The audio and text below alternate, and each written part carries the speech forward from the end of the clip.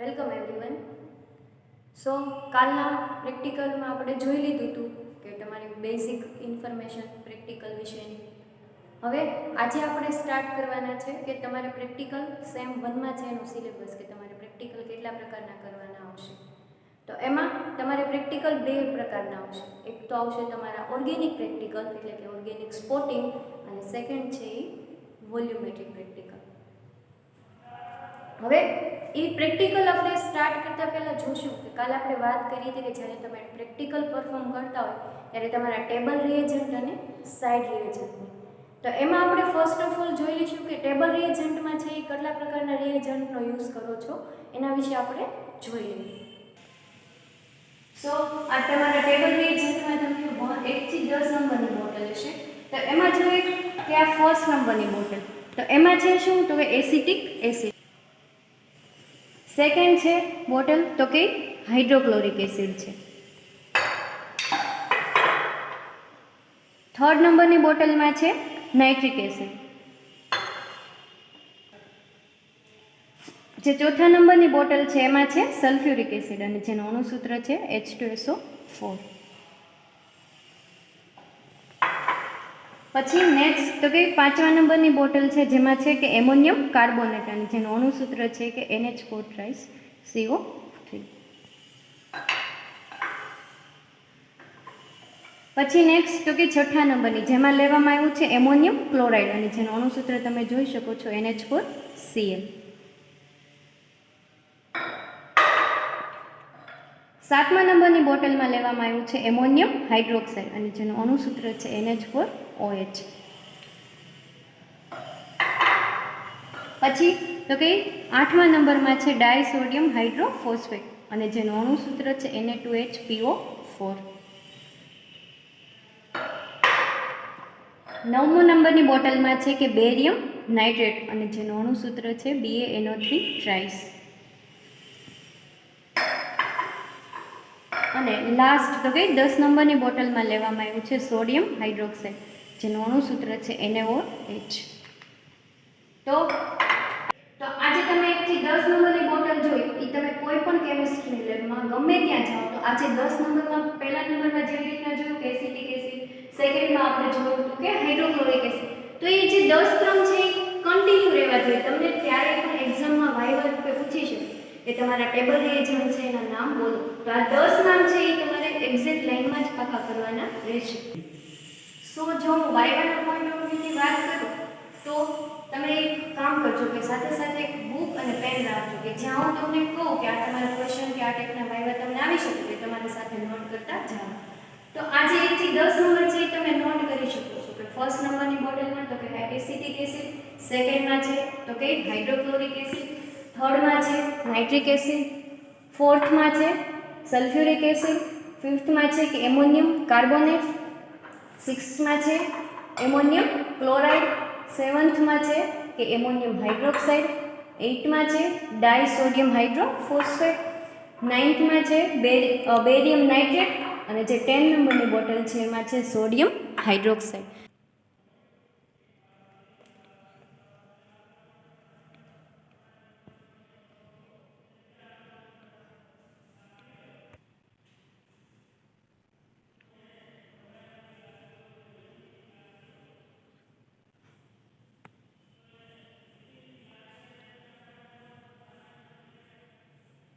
આપણે table reagent જોઈ લીધા બાદ હવે વાત કરશું કે સાઇડ રિએજન્ટની. તો સાઇડ રિએજન્ટમાં મેં વાત કરી હતી કે તમને નિયર અબાઉટ 40 સમથિંગ છે એ સાઇડ રિએજન્ટ જોવા મળશે, અને એ બધા સાઇડ રિએજન્ટ કેવા હશે, લિક્વિડ ફોર્મમાં. બાકીના બીજા સાઇડ રિએજન્ટ હશે એક સોલિડ ફોર્મમાં પણ પ્રેઝન્ટ હશે, પરંતુ આપણે અત્યારે વાત કરવાની છે કે જે સોલિડ ફોર્મમાં સાઇડ રિએજન્ટ આવેલા છે એની. તો હવે એના હું તમને નામ અને સાથે સાથે એનું અણુસૂત્ર પણ આપતી જાઉં છું કે એનું કેવું જોવા મળે છે, કારણ કે તમને એક્ઝામમાં વાઇવા રૂપે પૂછાઈ શકે.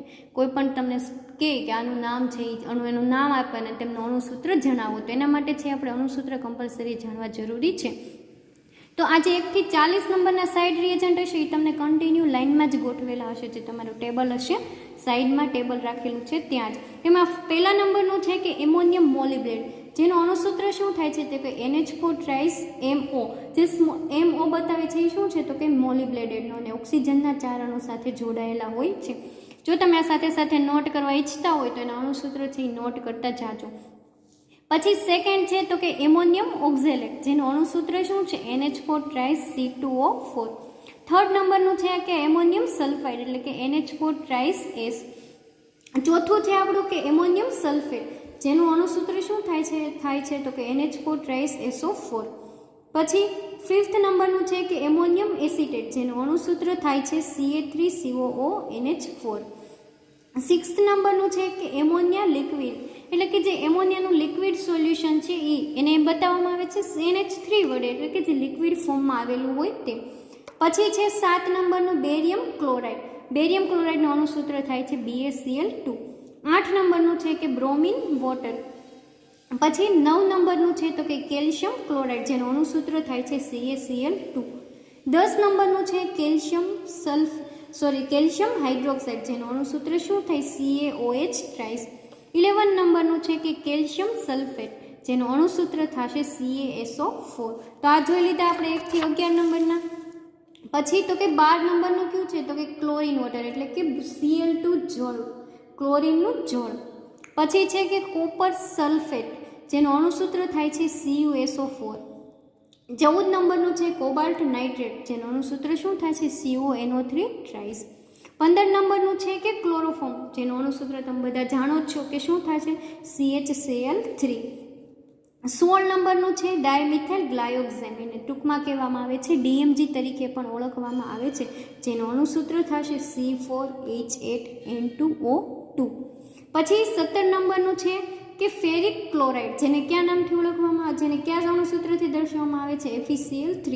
18 નંબરનું છે કે હાઇડ્રોજન સલ્ફાઇડ જળ એટલે કે H2S જળ તરીકે જેને ઓળખવામાં આવે છે. પછી વાત આવે કે 19 નંબરનું તો કે એનું છે આયોડિન વોટર, એને શું બતાવવામાં આવે છે ઓનલી I2 વોટર તરીકે છે એ દર્શાવવામાં આવે છે. પછી 20 નંબરનું છે તો કે લાઇમ વોટર. લાઇમ વોટર એટલે શેનું વોટર હોય તો કે કેલ્શિયમ હાઇડ્રોક્સાઇડનું એટલે કે ચૂનાનું જે નીતર્યું પાણી છે એને લાઇમ વોટર તરીકે ઓળખવામાં આવે છે. પછીનું નેક્સ્ટ છે કે કેલ્શિયમ કાર્બોનેટ એટલે કે CaCO3 તરીકે એને અણુસૂત્ર તરીકે દર્શાવવામાં આવે છે. પછીનું છે સોડિયમ એસિટેટ, જેનું અણુસૂત્ર થાય છે C2H3NaO2. નેક્સ્ટ છે સોડિયમ નાઇટ્રોપ્રુસાઇડ, જેનું અણુસૂત્ર થોડુંક લાંબુ છે કે Na2FeCN5NO×2H2. પછીનું છે કે સ્ટેન્સ ક્લોરાઇડ, જેને કયા તરીકે ઓળખવામાં આવે છે કે SnCl2 વડે દર્શાવવામાં આવે છે. પછીનો સાઇડ રિએજન્ટ છે પોટેશિયમ ફેરિક સાયનાઇડ, જેનું અણુસૂત્ર શું થશે કે Ka3FeCN6. પછીનું છે કે પોટેશિયમ ફેરોસાયનાઇડ, જેનું અણુસૂત્ર છે K4FeCN6. હવે આ પોટેશિયમ ફેરીસાયનાઇડ અને ફેરોસાયનાઇડ બંનેમાં યાદ રાખજો, જ્યારે ફેરીસાયનાઇડ આવે ત્યારે K3FeCN6 અને જ્યારે પોટેશિયમ ફેરોસાયનાઇડ આવે ત્યારે K4FeCN6. પછી જોઈએ તો કે પોટેશિયમ આયોડાઇડ એટલે કે એને કયા વડે દર્શાવવામાં આવે છે Ki વડે દર્શાવવામાં આવે છે. પછી છે પોટેશિયમ પરમેંગનેટ, જેનું અણુસૂત્ર થાય છે KMnO4. પછી છે કે પોટેશિયમ પાયરો એન્ટીમોનેટ, જેનું અણુસૂત્ર થશે K2H2SB2O7. પછીનું નેક્સ્ટ આપણે જોઈએ તો કે સોડિયમ કોબાલ્ટી નાઇટ્રેટ એટલે કે એનું અણુસૂત્ર થશે Na2CO Na2 6. તો આ પ્રકારના સાઇડ રિએજન્ટ જોઈએ. હજી બીજા બધા બાકી છે આપણે જોઈએ તો મેગ્નેશિયમ મિક્સર. હવે મેગ્નેશિયમ મિક્સર છે એમાં કેટલી પ્રકારનું મિક્સરના સંયોજન હોય છે તો કે એમાં MgCl2 પ્લસ NH4Cl અને NH4OHનું મિક્સર જે થાય તૈયાર એને શું કહેવામાં આવે છે મેગ્નેશિયમ મિક્સર. આ ક્વેશ્ચન તમને પૂછી શકે કે મેગ્નેશિયમ મિક્સરમાં કયા પ્રકારના કમ્પાઉન્ડના મિક્સર હાજર હોય તો તમે શું કહો કે MgCl2 NH4Cl અને NH4OH ત્રણેય મળીને જે મિક્સર બને એને શું કહેવામાં આવે છે મેગ્નેશિયમ મિક્સર તરીકે ઓળખવામાં આવે છે. પછીનો એક આવે નેસલર રિએજન્ટ, જે તમારે જાતે બનાવવાનો હોય છે ને એ તમારી પ્રેક્ટિકલ બુકમાં લખેલો હોય છે. એ આપણે જ્યારે રૂબરૂ પ્રેક્ટિકલ કરશું ત્યારે રિએજન્ટની વાત કરશું. પછી છે કે પિક્રિક એસિડનું, એનું અણુસૂત્ર થશે C6H2NO3 થ્રાઇસ OH. પછીની વાત આવે કે પોટેશિયમ સાયનાઇડ, જેનું અણુસૂત્ર થશે KCN. પછી છે કે પોટેશિયમ થાયોસાયનાઇડ, જેનું અણુસૂત્ર શું થશે KCNS. પછી છે કે પોટેશિયમ ક્રોમેટ, એનું અણુસૂત્ર શું થશે K2Cr2O4 અને પછી આવે કે પોટેશિયમ ડાયક્રોમેટ જેનું અણુસૂત્ર થાય K2Cr2O7. હવે પોટેશિયમ ક્રોમેટ અને પોટેશિયમ ડાયક્રોમેટ એ બંનેના અણુસૂત્ર પણ યાદ રાખવા કે પોટેશિયમ ક્રોમેટનું થાય K2Cr4 અને પોટેશિયમ ડાયક્રોમેટનું થાય K2Cr2O7. તો આ તમારા બધા અલગ અલગ પ્રકારના 1 થી 40 સાઇડ રિએજન્ટ છે જેના વિશે આપણે વાત કરી. ને આ સાઇડ રિએજન્ટના છે તમારે અણુસૂત્ર પણ સાથે સાથે પાકા રાખવા જરૂરી છે. તમારે 1 થી 40 ક્રમમાં યાદ રાખવાના જરૂરી નથી, પણ તમને કોઈ પણ નામ પૂછે તો એનું અણુસૂત્ર આપણને આવડવું જ જોઈએ. 1 થી 40 આ કમ્પલસરી પાકા કરવાના છે નહીં, પણ આપણને નામ અને એની સાથે એનું અણુસૂત્ર છે એ ખબર હોવી જોઈએ અને આપણને એ પણ આઈડિયા હોવો જોઈએ કે જે આ કમ્પાઉન્ડ છે એ સાઇડ રિએજન્ટમાં આવે. હા, એક વસ્તુ છે તમારે ટેબલ રિએજન્ટ 1 થી 10 ક્રમમાં યાદ રાખવા પડશે. સો આપણે વાત કરી ટેબલ રિએજન્ટની અને સાઇડ રિએજન્ટની. એ જોઈ લીધા બાદ હવે આપણે મેઇન ટોપિક ઉપર આવશું કે આપણે સેમ 1 માં છે પ્રેક્ટિકલ કેટલા પ્રકારના. તો આપણે વાત કરી હતી, મેં તમને કીધું સ્ટાર્ટિંગમાં કે તમારે 2 ટાઈપના પ્રેક્ટિકલ આવશે. એક તો આવશે કે ઓર્ગેનિક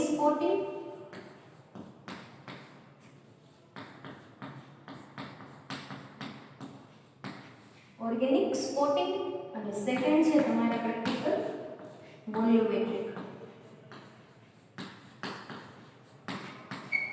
તો આ 2 ટાઈપના પ્રેક્ટિકલ છે તમારે સેમ 1 માં જોવાના આવશે. એમાં આપણે આજે ફર્સ્ટ વાત કરવાની છે કે ઓર્ગેનિક સ્પોટિંગ પ્રેક્ટિકલ. તો ઓર્ગેનિક સ્પોટિંગ પ્રેક્ટિકલ કહેવાય કોને? હવે ઓર્ગેનિક સ્પોટિંગ એનું ગુજરાતી થાય છે કે કાર્બનિક પદાર્થનું ગુણાત્મક પૃથ્થકરણ કરવું.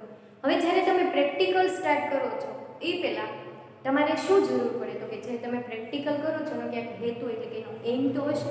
તો ફર્સ્ટ આપણે જરૂર શેની પડે તો કે એના હેતુની એટલે કે એના એમની. તો શરૂઆત ક્યાંથી તમારે કરવાની આવે કે એના એમથી એટલે કે એનો હેતુ. હવે કોઈ પણ વસ્તુ સ્ટાર્ટ કરતા પહેલા એનો હેતુ તો બાંધવો જ પડશે. હું પ્રેક્ટિકલ જ્યારે સમજાવું છું ત્યારે સાથે સાથે તમારી પાસે જે પ્રેક્ટિકલ બુક અવેલેબલ છે એ તમે સાથે રાખજો એટલે તમને વધારે આઈડિયા આવશે. હવે વાત આવી કે હેતુ. હવે જ્યારે તમે ઓર્ગેનિક પ્રેક્ટિકલ કરો છો ત્યારે એનો હેતુ શું આવશે તો તમારે લખવાનું આવશે કે આપેલ અજ્ઞાત કાર્બનિક પદાર્થને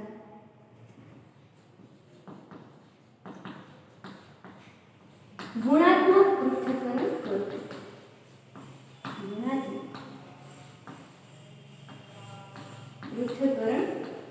કરવું. તો પેલો આપણો મેઇન થઈ ગયો હેતુ કે આપેલ અજ્ઞાત કાર્બનિક પદાર્થનું ગુણાત્મક પૃથ્થકરણ કરવું.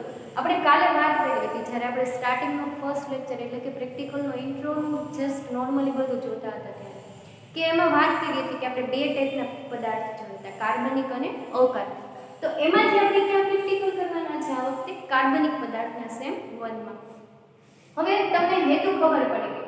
હવે જ્યારે તમે પ્રેક્ટિકલ સ્ટાર્ટ કરશો ત્યારે તમને શું કીધું કે આપેલ અજ્ઞાત કાર્બનિક પદાર્થ તમને જ્યારે કોઈ કમ્પાઉન્ડ આપવામાં આવ્યો છે એ તમારા માટે કેવો હશે? અનનોન કમ્પાઉન્ડ હશે.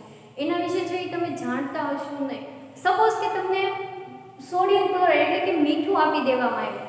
હવે જસ્ટ કે તમે એવું માની લો કે તમને એ જે NaCl આપવામાં આવ્યું છે એને તમને નામ ખબર નથી.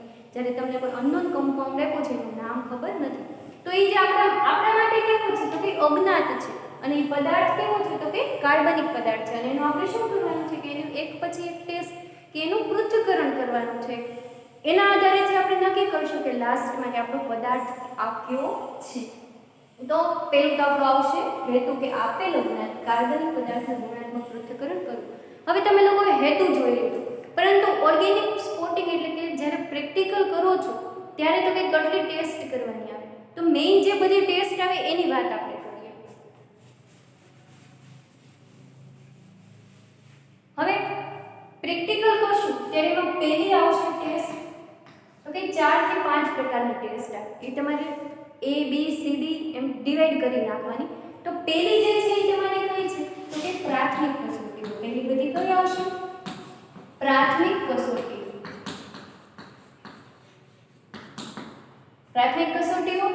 પછી સેકન્ડ આ વાત આવે પ્રાથમિક કસોટી થઈ ગયા. પ્રાથમિક કસોટીમાં કરવાનું શું આવે તો હમણાં આપણે જોઈએ પોઈન્ટ ટુ પોઈન્ટ વાઇઝ. પછી સેકન્ડ કસોટી આવે કે પદાર્થનો રાસાયણિક સ્વભાવ. તમને જે કમ્પાઉન્ડ આપ્યો છે આપણા માટે કેવો છે અનનોન છે, એનો આપણને રાસાયણિક સ્વભાવ ખબર છે નહીં. ઈ તમે નક્કી કરી લીધું. પછી તમારે એક આવે લેસાઈન કસોટી. કઈ આવે છે કરવાની આવે છે લેસાઈન ટેસ્ટ.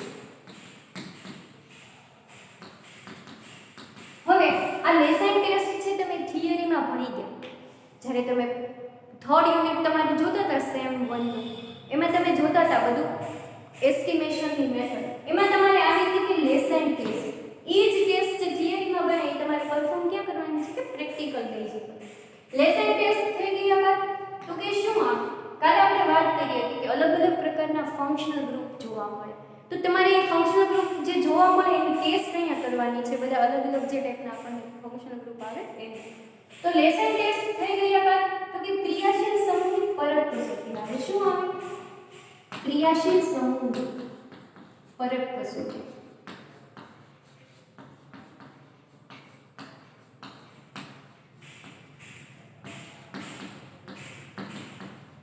ક્રિયાશીલ સમૂહની પરખ થઈ ગયા બાદ કઈ આવશે તો કે ક્રિયાશીલ સમૂહની નિર્ણાયક કસોટી. કઈ કરવાની છે ક્રિયાશીલ સમૂહની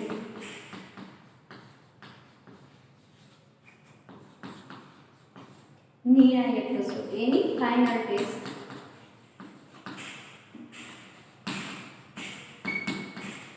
ક્રિયાશીલ સમૂહની પરખ કરી, ક્રિયાશીલ સમૂહની નિર્ણાયક. પછી આવશે તમારી ઈ કસોટી પદાર્થની પરખ કસોટી.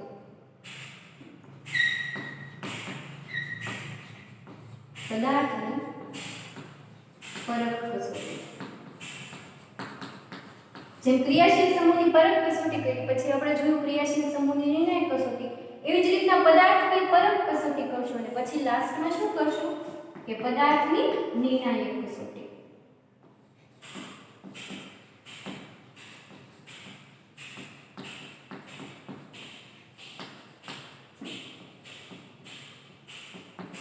જ્યારે તમે ફાઇનલ પદાર્થની નિર્ણાયક કસોટી કરશો એટલે આપણને શું ખબર પડી જાય કે જે સ્ટાર્ટિંગમાં આપણા માટે અનનોન કમ્પાઉન્ડ જે આપણા માટે અજ્ઞાત પદાર્થ હતો એ પદાર્થનું નામ અને એનું અણુસૂત્ર, અને લાસ્ટમાં તમારે બતાવવાનું આવશે રિઝલ્ટ. પદાર્થની નિર્ણાયક કસોટી થઈ જાય પછી લાસ્ટ ટેસ્ટ કઈ શેની આવશે તો કે પરિણામ અથવા તો રિઝલ્ટ. જે તમને કમ્પાઉન્ડ મળ્યો છે એમાં તમે શું શું ફાઇન્ડ કર્યું છે એનું આપણે આખું રિઝલ્ટ છે એ તૈયાર કરવાનું આવશે. તો ઓર્ગેનિક સ્પોટિંગમાં જે તમારે મેઇનલી આટલા પ્રકારની ટેસ્ટ જોવાની આવશે. તમને પૂછાય નોર્મલી કોઈ પૂછે કે તમે જ્યારે ઓર્ગેનિક સ્પોટિંગના પ્રેક્ટિકલ કરો છો ત્યારે કેટલી પ્રકારની ટેસ્ટ જોવો છો, શેના આધારે નક્કી કરો છો, તો આપણે કહી શકીએ કે ફર્સ્ટ ઓફ ઓલ તો એને શું કરીએ તો કે એની પ્રાઇમરી ટેસ્ટ એટલે કે પ્રાથમિક કસોટીઓ. સેકન્ડ આવે એમાં લેસાઈન ટેસ્ટ આવે છે. થર્ડ આવે છે એમાં ક્રિયાશીલ સમૂહની પરખ કસોટી, પછી ક્રિયાશીલ સમૂહની નિર્ણાયક કસોટી, એના પછી તો કે પદાર્થની પરખ કસોટી અને પદાર્થની નિર્ણાયક કસોટી, અને ફાઇનલ આપણે શું કરીએ છીએ રિઝલ્ટ છે ડિક્લેર કરીએ છીએ, જેના આધારે આપણે કન્ફર્મ 100% કહી શકીએ કે આપણને અજ્ઞાત જે કમ્પાઉન્ડ આપ્યો હતો જે અજ્ઞાત પદાર્થ હતો એ તમારો પદાર્થ આ છે. તો આ વાત થઈ ગઈ કે તમારે આટલી પ્રકારની કસોટી આવશે. હવે આપણે જોઈએ ક્રમ વાઇઝ કે કઈ કસોટીમાં કઈ વસ્તુ કરવાની આવશે. હવે પ્રાઇમરી ટેસ્ટ કરો છો તો એમાં કઈ એક કસોટી તો નહીં, જાજી બધી કસોટી હશે. તો એમાં આપણે જોઈએ પોઈન્ટ ટુ પોઈન્ટ વાઇઝ કે કઈ કસોટીમાં છે કઈ પ્રકારની ટેસ્ટ કરવાની આવશે. હવે તમે બધા સાથે સાથે તમારી પાસે જે પ્રેક્ટિકલ બુક છે એ ઓપન રાખજો એટલે તમને વધારે ક્લિયર સમજાશે. તો ફર્સ્ટ આપણે શું જોવાનું છે તો કે એ હતી આપણી પ્રાથમિક કસોટીઓ. પ્રાથમિક કસોટી.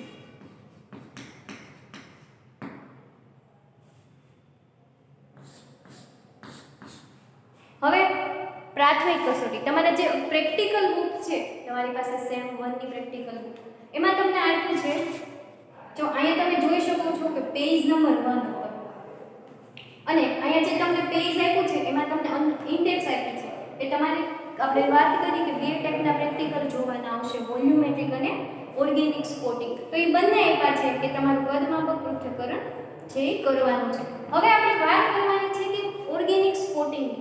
તો જો તમને અહીંયા આપ્યા છે પેજ નંબર 1 1 ઉપર ઓર્ગેનિક સ્પોર્ટિંગ છે પ્રેક્ટિકલ ક્યાંથી સ્ટાર્ટ થાય છે? તો કે તમારી જે પ્રેક્ટિકલ બુકમાં છે પેજ નંબર 1 થી.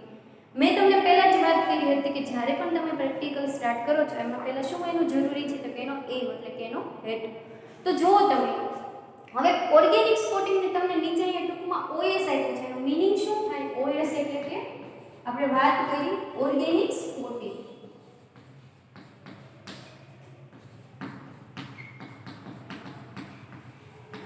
અને ટૂંકમાં શું કહેવામાં આવે છે? OS. હવે જ્યારે તમે જર્નલ બનાવશો પ્રેક્ટિકલી તમારે જર્નલ બનાવવાની આવશે એમાં તમારે શું લખવાનું હોય? તો કે હેડિંગ. એમાં તમારે શું લખવાનું? તો કે તમે જે પ્રેક્ટિકલ કરો છો એટલે કે ઓર્ગેનિક સ્પોર્ટિંગ તો તમારે પહેલો પ્રેક્ટિકલ હોય ત્યારે શું એમાં ટાઇટલ આપવાનું? કે ઉપર OS1. OS નું ફૂલ ફોર્મ તમને એમ પણ પૂછી શકે કે એક્ઝામમાં જો વાઇવા ઉપર આપણે જઈએ તો એમ પૂછે કે OS નું ફૂલ ફોર્મ જણાવો. તમે જે OS ના પ્રેક્ટિકલ કરો છો તો એનું ફૂલ ફોર્મ શું થશે? કે ઓર્ગેનિક સ્પોર્ટિંગ એટલે કે કાર્બનિક પદાર્થનું ગુણાત્મક પૃથ્થકરણ. બરાબર? અને આપણે જર્નલમાં શું લખશું? તો કે OS1 એટલે કે તમારું ઓર્ગેનિક સ્પોર્ટિંગ કેટલામું પ્રેક્ટિકલ છે? 1. પછી બીજો જ્યારે લખતા હોય ત્યારે શું લખવાનું? 1 2 3 જેમ રીતે લાઈનમાં ક્રમ વાઇઝ આવતું જાય એમ તમારે લખવાનું આવશે. હવે પ્રાથમિક કસોટી. હવે પ્રાઇમરી ટેસ્ટમાં શું નક્કી કરવાનું હોય કે તમારી પાસે R2 શું હશે? કે અનનોન કમ્પાઉન્ડ. શેમાં લીધો હશે તમે? Watch glass. આપણે કાલે વોચ ગ્લાસ જોયો તો જેમાં શું આપણે હતું? આ વોચ ગ્લાસ છે ને આમાં તમારે શું લેવાનું છે? અજ્ઞાત કાર્બનિક પદાર્થ. તમારા માટે અજ્ઞાત હશે એટલે આપણને એનું નામ કે એનું અણુસૂત્ર આપણે કોઈ વસ્તુ એના વિશે જાણતા નથી. આપણા માટે કેવું છે? અનનોન છે. હવે એ અનનોન કમ્પાઉન્ડ જે તમને આપ્યો છે એની ટેસ્ટ કરશું પછી જ તે આપણને લાસ્ટમાં ફાઇનલ રિઝલ્ટ મળશે. તો પ્રાથમિક કસોટીમાં આવે શું જોવાનું? તો કે હવે તમને કોઈનું ડિસ્ક્રિપ્શન કરવાનું કીધું હોય, માનો કે તમને સપોઝ એવું કહેવામાં આવે કે તમને કોઈ વસ્તુ આપે તમને કીધું કે હાલ બોર્ડનું ડિસ્ક્રિપ્શન કરો તો તમે શું કરો ડિસ્ક્રિપ્શન? કે બોર્ડ છે બ્લેક કલરનું છે એના ઉપર તમે ચોકથી લખી શકો છો, ક્લિયરલી તમે રીડિંગ કરી શકો છો. તો એને પ્રાઇમરી બધું આપણે રિવ્યુ આપ્યા કહેવાય. તો એવી જ રીતના પદાર્થના જે તમને સબસ્ટન્સ છે એની પ્રાઇમરી ટેસ્ટ કરવી પડશે. તો પ્રાથમિક કસોટીમાં પહેલા જોવાનું આવે છે તો કે એનો રંગ કેવો છે. આપણે રંગ તો ટેસ્ટ કરી શકીએ, આપણને જે કમ્પાઉન્ડ આપ્યો આપણે એનો રંગ જોઈ શકીએ, રંગ તો આપણે બધા જાણતા જોઈએ. પછી સેકન્ડ આવે કે એની વાસ કેવી છે. એટલે એની જ્યારે તમને કોઈ અનનોન કમ્પાઉન્ડ આપ્યો હોય ત્યારે તમને એની વાસ એટલે કે તમારે એની પદાર્થને સૂંઘવાનું છે. હવે જ્યારે તમે એની સ્મેલ લ્યો છો ત્યારે તમારે એકદમ નજીકથી કોઈ વસ્તુ તમે કેમેસ્ટ્રી લેબમાં આવો છો એટલે તમારે કોઈ પણ વસ્તુ એકદમ નાકની નજીક લઈને એની સ્મેલ લેવાની નથી, પણ થોડું આપણા નાકથી દૂર રાખીને એની સ્મેલ છે એ લેવાની છે. એવી રીતના તમે એની જે વાસ છે એ નક્કી કરી લીધી. પછી તો કે એની પ્રાઇમરી ટેસ્ટ થઈ ગઈ એની સ્થિતિ. હવે એની સ્થિતિ એટલે સ્થિતિમાં બે વસ્તુ હોય. કઈ હોય? તો કે સોલિડ કમ્પાઉન્ડ હોય અને બીજા ક્યાં આવે? તો કે લિક્વિડ કમ્પાઉન્ડ. ગેસિયસ કમ્પાઉન્ડ છે આપણે નરી આંખે તો જોઈ શકતા નથી, વેપર ફોર્મ જે હોય એને આપણે કશું પકડી એના ટેસ્ટ તો કરવાના નથી. એટલે ટેસ્ટ કોની થઈ શકે? તો કે સોલિડ અને જે લિક્વિડ કમ્પાઉન્ડ હોય એની. એટલે કે સ્થિતિ બે પ્રકારની હોય, સોલિડ હશે અને લિક્વિડ હશે. જો તમને કમ્પાઉન્ડ તમારો સોલિડ દેખાય તો તમારે શું લખવાનું? કે સ્થિતિ ઘન. અને જો તમને આપવામાં આવેલો અનનોન કમ્પાઉન્ડ છે એ લિક્વિડ હોય તો તમારે શું લખવાનું? કે એની સ્થિતિ છે એ પ્રવાહી છે. તો હવે તમે જોઈ શકો છો લેખામાં કે પ્રાથમિક કસોટીઓમાં તો ફર્સ્ટ ઓફ ઓલ તમને એમાં આપવામાં આવ્યું છે એનો ક્રમ. એટલે પહેલી શું કસોટી છે? તો કે એની સ્થિતિ. આપણે સ્થિતિની વાત કરી કે સોલિડ અને લિક્વિડ એટલે કે ઘન અને પ્રવાહી. જો તમને કમ્પાઉન્ડ ઘન આપવામાં આવ્યો હોય તો શું છે? તો કે ઘનની સામે અનુમાન છે કે એસિડ, ફિનોલ, એમાઇડ, એનિલાઇડ, કાર્બોહાઈડ્રેટ વગેરે જેવા કમ્પાઉન્ડ હોઈ શકે છે. એ થઈ ગઈ વાત. હવે જ્યારે તમે ટેસ્ટ કરો છો ત્યારે તમારે જર્નલ પણ સાથે બનાવવાની આવશે, પ્રેક્ટિકલ જર્નલ. તો જર્નલમાં તમારે કઈ રીતના લખવાનું આવશે? મેં જેમ વાત કરી હતી કે પહેલા તમારે હેડિંગ શું આપવાનું? કે OS1. જે તમારી જર્નલ હશે ત્યાં તમારે શું લખવાનું? કે OS1 ઉપરના પાઠમાં. પછી એનો હેતુ લખવાનો આવે. પછી આપણે હેડિંગ શું આપવાનું? કે પ્રાથમિક કસોટી. એમાં તમારે આવી રીતના ટેબલ બનાવવાનું કે ક્રમ, કસોટી, અવલોકન અને અનુમાન. હવે તમે કસોટી કરો છો પણ તમે ફાઇનલ તો એવું કહી શકતા નથી કે આ જ કમ્પાઉન્ડ હશે. જ્યારે આપણે ફાઇનલ ટેસ્ટ કરીએ ત્યારે આપણને ખબર પડે, પણ આ આપણે શેની વાત કરીએ છીએ? Primary test. એમાં આપણે જે અનુમાન લગાવી શકીએ કે આ આટલું હોઈ શકે, પણ ફાઇનલી એવું કહી શકીએ નહીં કે આ જ છે. એટલે અહીંયા અનુમાન તમને આપવામાં આવ્યું, આપણે અનુમાન કરવાનું છે કે આ વસ્તુ જો હોઈ શકે. પછી સેકન્ડ વાત આવે તો કે એનો રંગ. હવે તમે નરી આંખે એનો જે કલર પણ જોઈ શકીએ કે આપણો કમ્પાઉન્ડ છે એ કેવા કલરનો છે. જો એનો સફેદ કલર હોય તો એને આપણે શું કહી શકીએ કે કલરલેસ, અથવા તો તમને આપ્યો હોય લાઇટ પિંક હોય, ગ્રીન હોય, બ્રાઉન હોય, બ્લુ કલર હોય તો આપણે એને શું કહી શકીએ કે કલર કમ્પાઉન્ડ.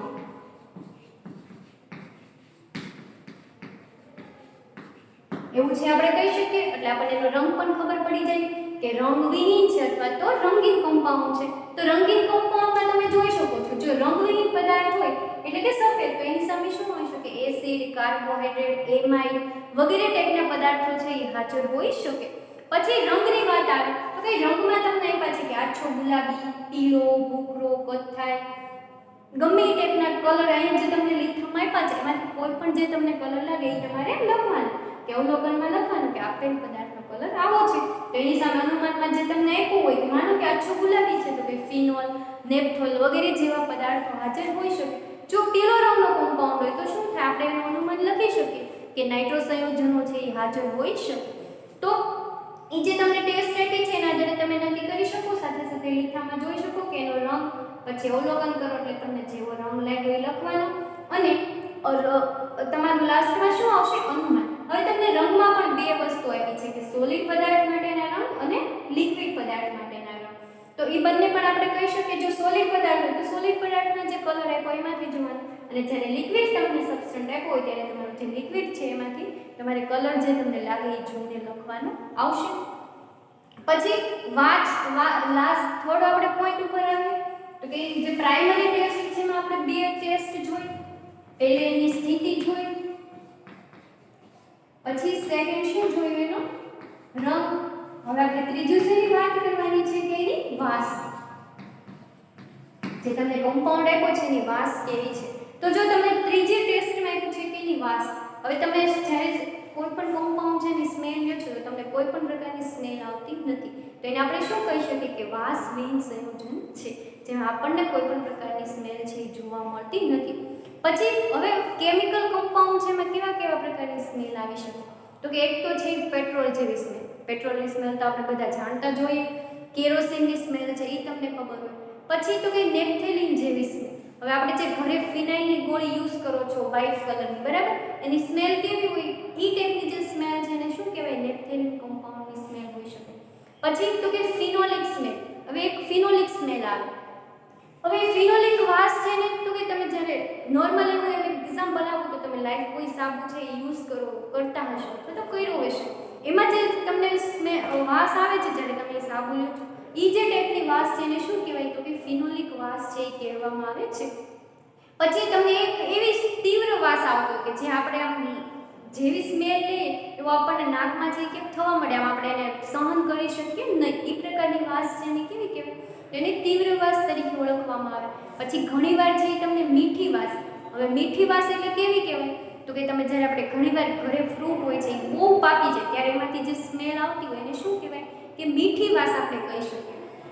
પછી આવે તો કે માછલીના તેલ જેવી વાસ આવે. એ તેલ તો છે તમે સૂંઘવું હોય જો સૂંઘવું હોય તો બેટર છે, ન સૂંઘવું હોય તો જ્યારે આપણે એવું કોઈ કમ્પાઉન્ડ આવશે એની વાસ છે આપણે લઈ લઈશું. પછી એક કેમિકલ કમ્પાઉન્ડમાં વાસનો એ પણ પ્રકાર આવે કે કડવી બદામ જેવી વાસ. તો કડવી સ્મેલ પણ આપણને ખબર પડી જાય કે આ સેજ આપણને બાઈટી આમ આપણને લેવી ગમતી નથી. એ ટાઈપની બધી અલગ અલગ જે વાસ છે એ તમને આપવામાં આવી છે. પછી તો એ જે તમને જેવી વાસ લાગે એની સામે આપણે શું લખવાનું કે આ ટાઈપની વાસ છે અને એની જે વાસ આપી માનો કે મને આપણને કમ્પાઉન્ડ આપ્યો એની વાસ કેવી છે તો કે ફિનોલિક છે. હવે ફિનોલિક વાસની સામે અનુમાનમાં શું લખ્યું છે કે ફિનોલિક સમૂહની શક્યતા હોઈ શકે. તો જે વાસ આપણને પ્રેઝન્ટ લાગે એની સામે જે તમને લાઈન આપી હોય એ તમારે લખવાની રહેશે. આ વાત થઈ ગઈ વાસની. પછી ફોર્થ તો કે ચોથી તમને અલગ અલગ ટાઈપની મેં વાસની વાત કરી. હવે ચોથી છે તો કે પોર્સેલિનના ટુકડા ઉપર ગરમ કરવાની. જે કાલે આપણે મેં તમને ઇવોપરેટિંગ ડીશ બતાવી હતી એને મેં શું કીધું હતું કે પોર્સેલિન પીસની બનેલી હોય છે. હવે આના તમને આ જ ટાઈપના પોર્સેલિનના પીસ આપવામાં આવશે નાના નાના ટુકડા. એને શું કરવાનું છે તો કે તમારું જે પોર્સેલિન માનો કે આપણે પોર્સેલિનનો પીસ છે એને તમારે ફોર્સેપની મદદથી પકડી અને એના ઉપર તમારે શું નાખવાનું છે તમને જે અનનોન તમારું કેમિકલ કમ્પાઉન્ડ આપવામાં આવ્યું છે એ તમે શું નાખશો પોર્સેલિન પીસ ઉપર તમારો કમ્પાઉન્ડ અને એને તમે શું કરશો તો કે બર્નરની મદદથી છે આ બર્નરની મદદથી છે એ પોર્સિલિનના પીસને તમારે ગરમ કરવાના, એના ઉપર તમે શું રાખેલું છે તો કે તમારો જે પદાર્થ આપ્યો છે એને પોર્સિલિન પીસ ઉપર રાખ્યો છે. હવે જ્યારે તમારો પદાર્થ છે ને ગરમ કરશો એટલે એ સળગશે. હવે સળગશે ત્યારે બે વસ્તુ થશે, એક તો ધુમાડાવાળી જ્યોત મળશે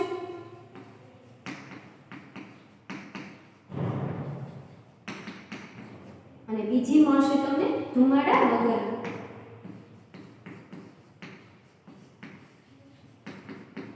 કેટલી મળશે તો કે બે ટાઈપની, ધુમાડાવાળી અને ધુમાડા વગરની જ્યોત. હવે આ કમ્પાઉન્ડ છે એ સળગશે ત્યારે એની જે ધુમાડા ઉપર નીકળશે તો એકદમ ધુમાડાવાળી જ્યોત કોને કહેવાય તો કે જ્યારે તમે કમ્પાઉન્ડને સળગાવો છો ત્યારે એકદમ બ્લેક બ્લેક છે એમાંથી ધુવાડા નીકળે અને તો એને કેવી કહી શકીએ કે ધુમાડાવાળી જ્યોત. અને જો તમને કોઈ પણ એવી બ્લેક પ્રકારની મેશ જોવા ન મળે તો એને શું કહી શકીએ કે ધુમાડા વગરની જ્યોત. હવે આ જ્યોતના આધારે શું ખબર પડે તો કે કાલે આપણે વાત કરી હતી કે એરોમેટિક અને એલિફેટિક જાત બે ટાઈપના કમ્પાઉન્ડ આવે. જો તમારો કમ્પાઉન્ડ ધુમાડાવાળી જ્યોતથી સળગતો એટલે કે બ્લેક મેશવાળી જ્યોતથી સળગતો હોય તો તમે લેખામાં જોતા જજો સાથે કે તમને ધુમાડાવાળી જ્યોતની સામે અનુમાનમાં એવું આપવામાં આવ્યું છે કે જો તમને ધુમાડાવાળી જ્યોત મળે તો એ સંયોજનો કેવા છે એરોમેટિક સંયોજન હાજર હોઈ શકે. તમને એવું લખ્યું હશે કે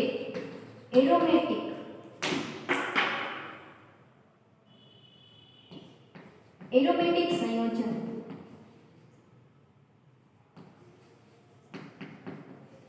હાજર હોઈ શકે. ક્યારે તો કે જ્યારે તમને બ્લેક મેશ વાળી કે ધુમાડાવાળી જ્યોત મળશે ત્યારે સંયોજનો ક્યાં હાજર હોઈ શકે તો કે એરોમેટિક સંયોજન છે એ હાજર હોઈ શકે. હવે એરોમેટિક સંયોજન આપણે કીધું તો કે કોને સંયોજનને એરોમેટિક સંયોજન કહેશું કે જેમાં રિંગ સ્ટ્રક્ચર આવેલું હોય એ પ્રકારના જે સંયોજનો છે એને આપણે શું કહેશું એરોમેટિક સંયોજન કહી શકીએ. જો તમને પોર્સેલિન પીસ ઉપર ગરમ કરો અને ધુમાડા વગરની જ્યોત મળે તો કયા સંયોજનો હાજર હોઈ શકે તો કે ધુમાડા વગરની જ્યોત મળે ત્યારે એલિફેટિક સંયોજન છે હાજર હોઈ શકે. જેવી રીતના એરોમેટિક સ્ટ્રક્ચરમાં આપણે કાલે વાત કરી હતી કે રિંગ સ્ટ્રક્ચર આવેલું હોય તો કે એલિફેટિક સંયોજનમાં શું હોય તો કે નોર્મલી કોઈ કાર્બનની ચેન છે આવેલી જોવા મળે. માનો કે એલિફેટિક સંયોજન એટલે કે આ ટાઈપનું કમ્પાઉન્ડ છે હાજર હશે. તો આ પોર્સેલિન પીસ ઉપર તમે ગરમ કરો તો આપણને કઈ વસ્તુની ખબર પડે કે આપણો સંયોજન છે એરોમેટિક સંયોજન છે કે એલિફેટિક સંયોજન છે. એટલે તમને આના આધારે આઈડિયા આવી જાય કે તમારું કમ્પાઉન્ડ અનનોન આપ્યું છે એમાં કઈ રિંગ સ્ટ્રક્ચર આવેલું હશે કે આવી નોર્મલ ચેન આવેલી છે એ આપણને ખબર પડી જશે. એટલે તમને જે છેલ્લે લાસ્ટમાં રિઝલ્ટ ફાઇન્ડ કરવામાં ઓટોમેટિકલી આઈડિયા આવી જાય કે આપણું સંયોજન એરોમેટિક છે કે એલિફેટિક છે. આ વાત થઈ ગઈ તમારી પોર્સેલિન પીસ ઉપર ગરમની.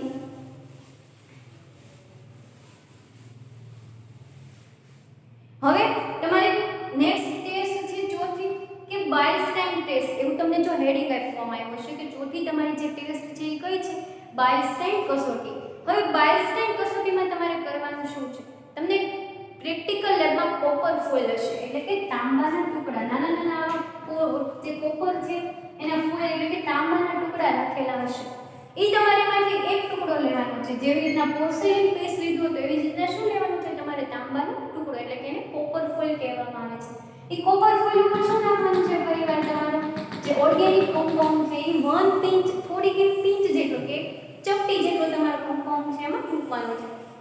ફરીવાર આને પણ શું કરવાનું છે તો કે બર્નરની મદદ વડે ગરમ કરવાનું છે. હવે જ્યારે તમે બર્નરની મદદ વડે ગરમ કરશો એટલે આમાં તમારે ઓબ્ઝર્વેશન એટલે કે એનું શું કહેવાય જોવાનું શું આવશે ટેસ્ટમાં એટલે કે તમારે એવું ઓબ્ઝર્વેશન કરવાનું આવશે કે જ્યારે આ પદાર્થ સળગે છે ત્યારે કેવા રંગની જ્યોતથી સળગે છે.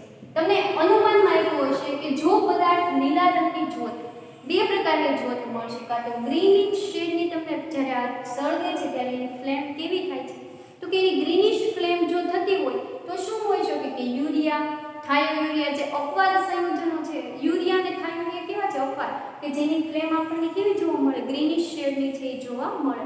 બાકીના જે નોર્મલી કમ્પાઉન્ડ છે એની તો કે લીલા રંગની જ્યોત છે એ જોવા મળતી નથી એટલે કે સોનેરી પીળા ટાઈપની અથવા તો વ્હાઇટ કલરલેસ છે એ જોવા મળે. તો બે ટાઈપની જ્યોત જોવા મળશે કે લીલા રંગની તો શું હોઈ શકે કે તમને અનુમાનમાં સામે આપવામાં આવ્યું છે કે યુરિયા થાયોયુરિયા છે એ હાજર હોઈ શકે. અને જો લીલા રંગની જ્યોત ન મળે તો બીજા કોઈ કેમિકલ કમ્પાઉન્ડ છે એ હાજર હોઈ શકે.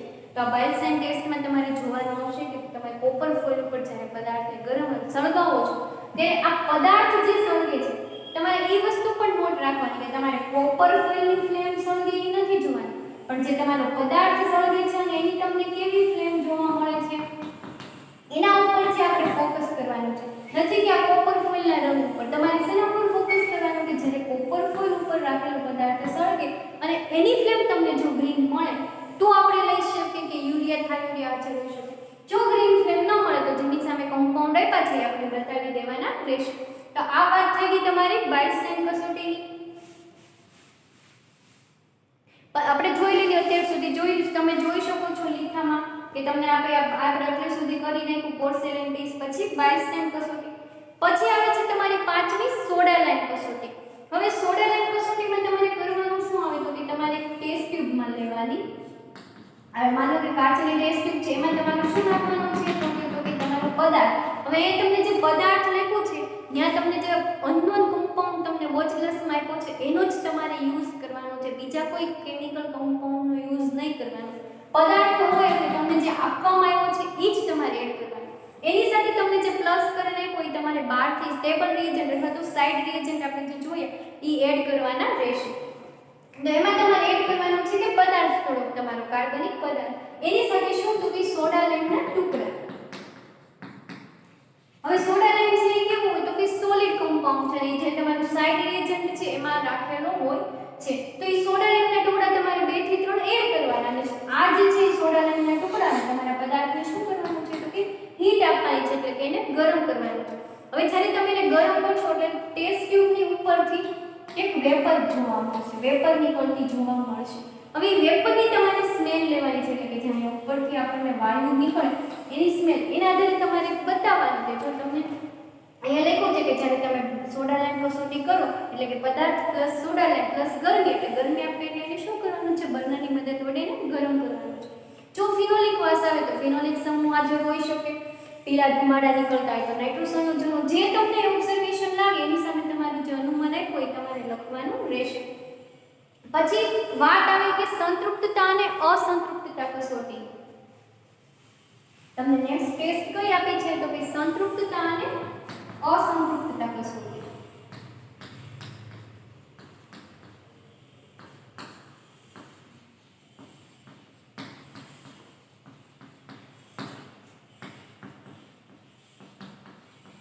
હવે સંતૃપ્તતા અને અસંતૃપ્તતા કસોટી પહેલા આપણને એ ખબર હોવી જોઈએ કોને કહેવાય સેચ્યુરેટેડ, આને શું કહેવામાં આવે છે તો કે saturated compound,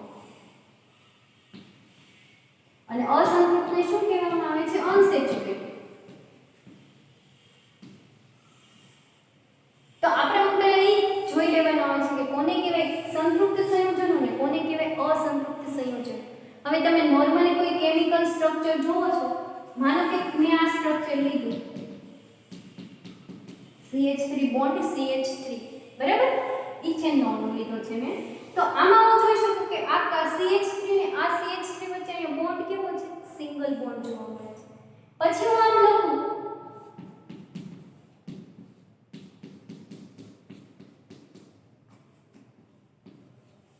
CH3 CH double bond CH3.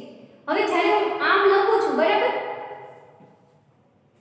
તો શું થશે કે આ જે અહીંયા છે એ શું જોવા મળે છે તો કે મને આ CH3 અને CH2 વચ્ચે ડબલ બોન્ડ જોવા મળ્યો. હવે આ ડબલ બોન્ડ છે અને અહીંયા કેવો છે સિંગલ બોન્ડ જોવા મળે છે. તો જે સંયોજનોમાં ડબલ બોન્ડ્સ આવેલા હોય એને શું કહેવાય અસંતૃપ્ત એટલે કે અનસેચ્યુરેટેડ, અને જે સંયોજનોમાં સિંગલ બોન્ડ જોવા મળે એને શું કહેવાય સંતૃપ્ત સંયોજનો છે એ કહેવામાં આવે છે. તો આ વાત થઈ ગઈ કે સેચ્યુરેટેડ અને અનસેચ્યુરેટેડ કમ્પાઉન્ડ કોને કહેવાય. હવે સંતૃપ્તતા કસોટી તમે કરો છો ત્યારે તમારે શું લેવાનું છે તો કે તમારા પદાર્થ લેવાનું છે ટેસ્ટ ટ્યુબમાં. એમાં તમારે શું એડ કરવાનું છે તો કે KMnO4 નું અતિ મંદ દ્રાવણ. તમે લેખામાં સાથે જોતા જજો, એમાં તમને લખ્યું હશે કે KMnO4 નું અતિ મંદ દ્રાવણ. હવે KMnO4 જે તમારું સાઇડ રિએજન્ટની બોટલમાં રાખો એમાંથી 2 થી 3 ડ્રોપ લઈ અને તમારે એમાં શું એડ કરી દેવાનું ડિસ્ટિલ વોટર છે એડ કરી દેવાનું.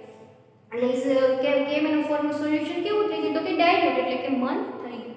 હવે મંદ સોલ્યુશન જેવું તમે કમ્પાઉન્ડમાં નાખશો જો તમારો કમ્પાઉન્ડ અસંતૃપ્ત હશે, એટલે કે જો ડબલ બોન્ડ આવેલા હશે તો KMnO4 નો રંગ છે દૂર થઈ જશે.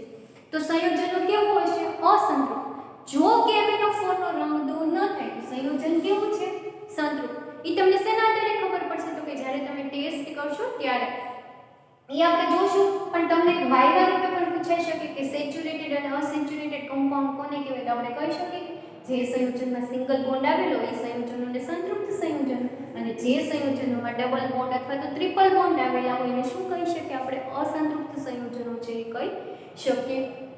એવી જ રીતના KMnO4 ની ટેસ્ટ થઈ ગયા બાદ બીજી તમને આપી છે કે બ્રોમિન વોટરથી તમારે ટેસ્ટ કરવાની. એટલે તમારો પદાર્થ પ્લસ એમાં બ્રોમિન વોટર એડ કરો.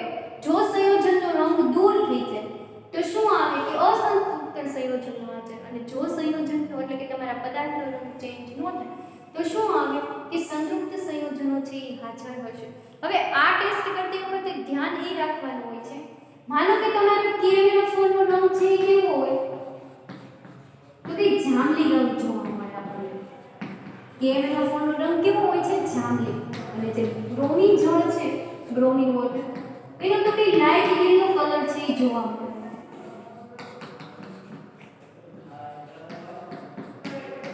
કેવો જોવા મળશે? તો કે લાઇટ યેલો ટાઈપ. હવે તમને એવું કીધું કે રંગ દૂર થઈ જાય તો અસંતૃપ્ત સંયોજન, જો રંગ દૂર ન થાય તો સંતૃપ્ત સંયોજન. રંગ દૂર થવું અને રંગનું ચેન્જ થવું બંને વસ્તુ કેવી છે? અલગ વસ્તુ છે. રંગ દૂર થયો કોને કહેવાય? કે જાંબલી રંગ અથવા તો પીળો રંગ છે એમાંથી કેવું થઈ જાય? પાણી જેવું ક્લિયર સોલ્યુશન થઈ જાય, એને આપણે કહી શકીએ કે રંગ દૂર થયો. પરંતુ ઘણીવાર ટેસ્ટમાં એવું થાય કે જાંબલી રંગમાંથી ચેન્જ શું આવે? લાલ રંગ બની જાય. ચેન્જ થયું અને શું થાય તો કે જાંબલીમાંથી માનો કે રેડિશ શેડ મને મળ્યો અથવા તો બ્રાઉન શેડ મળ્યો, તો એને આપણે શું કહી શકીએ કે રંગ ચેન્જ થયો, કલર ચેન્જ થયો, એ દૂર થયો નથી. દૂર થયો કે ક્યારે કહી શકીએ કે જ્યારે સોલ્યુશન કલરલેસ એટલે કે પાણી જેવું સોલ્યુશન ક્લિયર બની જાય. KMnO4 નો રંગ જાંબલી રંગ દૂર થાય ને પાણી જેવું સોલ્યુશન બને એને તમે શું કહી શકો? રંગ દૂર થયો એમ કહી શકાય. પરંતુ જો રંગ ચેન્જ થાય, જાંબલીમાંથી આછો જાંબલી થાય તો એને રંગ દૂર થયો તમે એવું કહી શકો ને. એ વસ્તુ તમારે છે યાદ રાખવાની. આ કસોટીના આધારે શું ખબર પડે કે આપણું જે કેમિકલ કમ્પાઉન્ડ આપવામાં આવ્યો છે એમાં સિંગલ બોન્ડ આવેલા છે કે સિંગલ બોન્ડ ઉપરાંત ડબલ બોન્ડ અથવા તો ટ્રિપલ બોન્ડ આવેલા છે એની આપણને માહિતી મળી શકે છે. આ ટેસ્ટ થઈ ગઈ સંતૃપ્તતા અને અસંતૃપ્તતા કસોટી. સાથે સાથે તમે લીથો બધો ઓપન રાખજો ને એક પછી એક ટેસ્ટ જે હું અહીંયા તમને બતાવું છું એ જોતા જજો. આપણે જોઈ લીધી કે સંતૃપ્તતા અને અસંતૃપ્ત કસોટી, એમાં બે જોઈ કે પદાર્થનું KMnO4 સાથેની અને પદાર્થની બ્રોમિન જળ સાથેની કસોટી. હવે વાત આવે કે દ્રાવ્યતા કસોટી. શેની વાત આવે છે તો કે દ્રાવ્યતા કસોટી.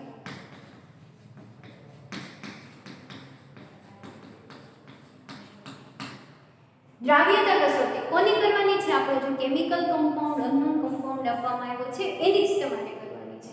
દ્રાવ્યતા કસોટીમાં તમારે શું જોવામાં આવે કે જે તમારો કમ્પાઉન્ડ છે ને તમારે શેમાં લેવાનું? ટેસ્ટ ટ્યુબમાં લેવાનું, અને તમારે એમાં એડ શું કરવાનું? Distil water. હવે જ્યારે તમે એમાં ડિસ્ટિલ વોટર એડ કરશો, માનો કે આ આપણી ટેસ્ટ ટ્યુબ છે, એમાં મારો કેમિકલ કમ્પાઉન્ડ છે, બરાબર? હવે એમાં ઉપરથી શું એડ કરું છું? પાણી. હવે જેવું હું પાણી એડ કરું, જો પદાર્થ દ્રાવ્ય થઈ જાય એટલે કે દ્રાવ્ય થશે એટલે ક્લિયર સોલ્યુશન થઈ જાય છે. જેમ તમે પાણીમાં મીઠું નાખો અને ઓગળી જાય છે તો એ આપણને પછી ઓગળી ગયા પછી ખબર પડે છે કે આમાં આપણે મીઠું ઓગાળીએ કેવું થઈ ગયું? બે એકબીજામાં મિક્સ થઈ ગયા.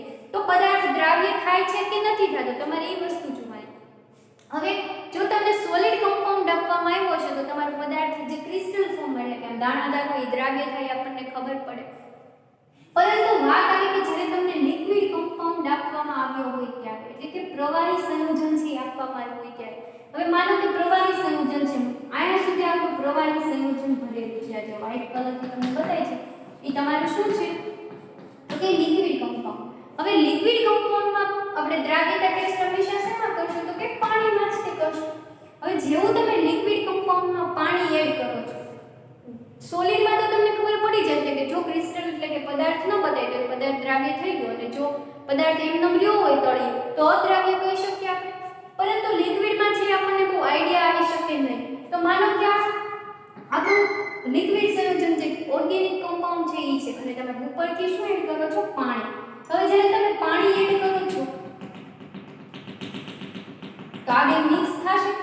હવે દ્રાવ્ય ક્યારે કહી શકીએ કે જ્યારે આ બંને મિક્સ થઈ જાય અને એના વચ્ચે આમ કોઈ પણ પ્રકારનું લેયર જોવા મળે નહીં, તો એને શું કહી શકીએ કે પદાર્થ સંપૂર્ણ દ્રાવ્ય થઈ ગયો, કયો લિક્વિડ કમ્પાઉન્ડ. અને ઘણીવાર જ્યારે પદાર્થ અદ્રાવ્ય હોય ત્યારે શું થાય કે આ જે તમારું પદાર્થ છે ને તમે ઉપરથી જે પાણી એડ કરો છો ને બંને એકબીજામાં ઉપર અલગ અલગ લેયર જોવા મળે, તો ત્યારે આપણે શું કહી શકીએ કે અદ્રાવ્ય પદાર્થ છે. ફોર એક્ઝામ્પલ તરીકે હું તમને નોર્મલ એક્ઝામ્પલ આપું કે તમે આપણે પાણીમાં તેલના ટીપા નાખીએ છીએ ત્યારે કેમ તેલના ડ્રોપ અલગ તરી આવે છે ને, તો એ કેવું થાય એક ટાઈપનું અદ્રાવ્ય પ્રવાહી.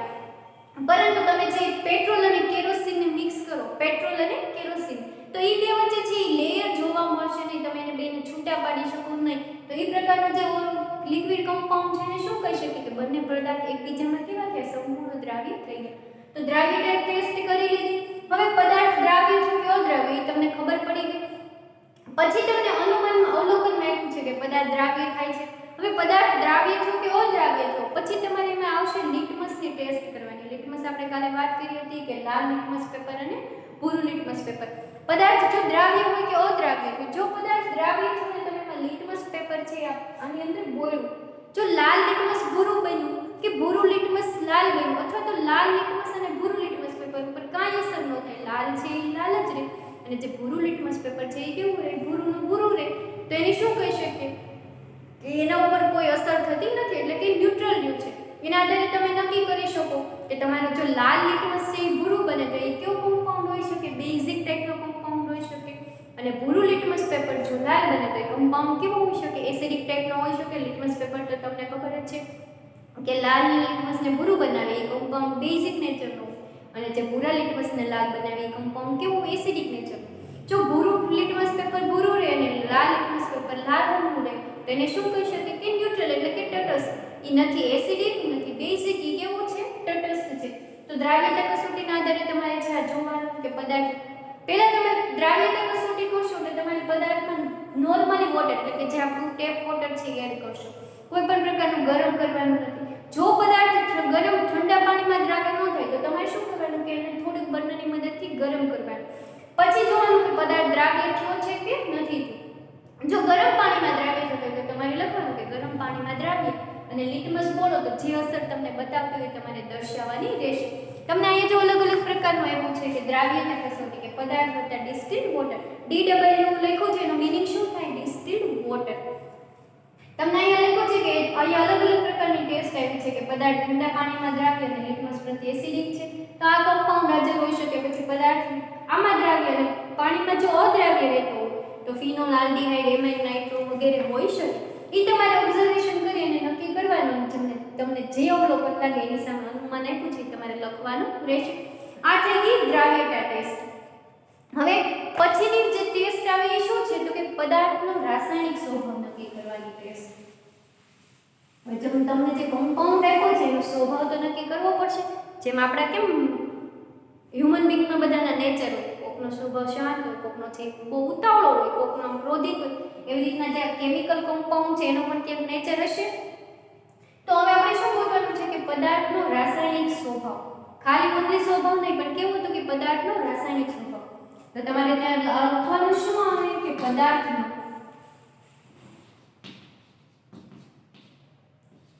રાસાયણિક સ્વભાવ.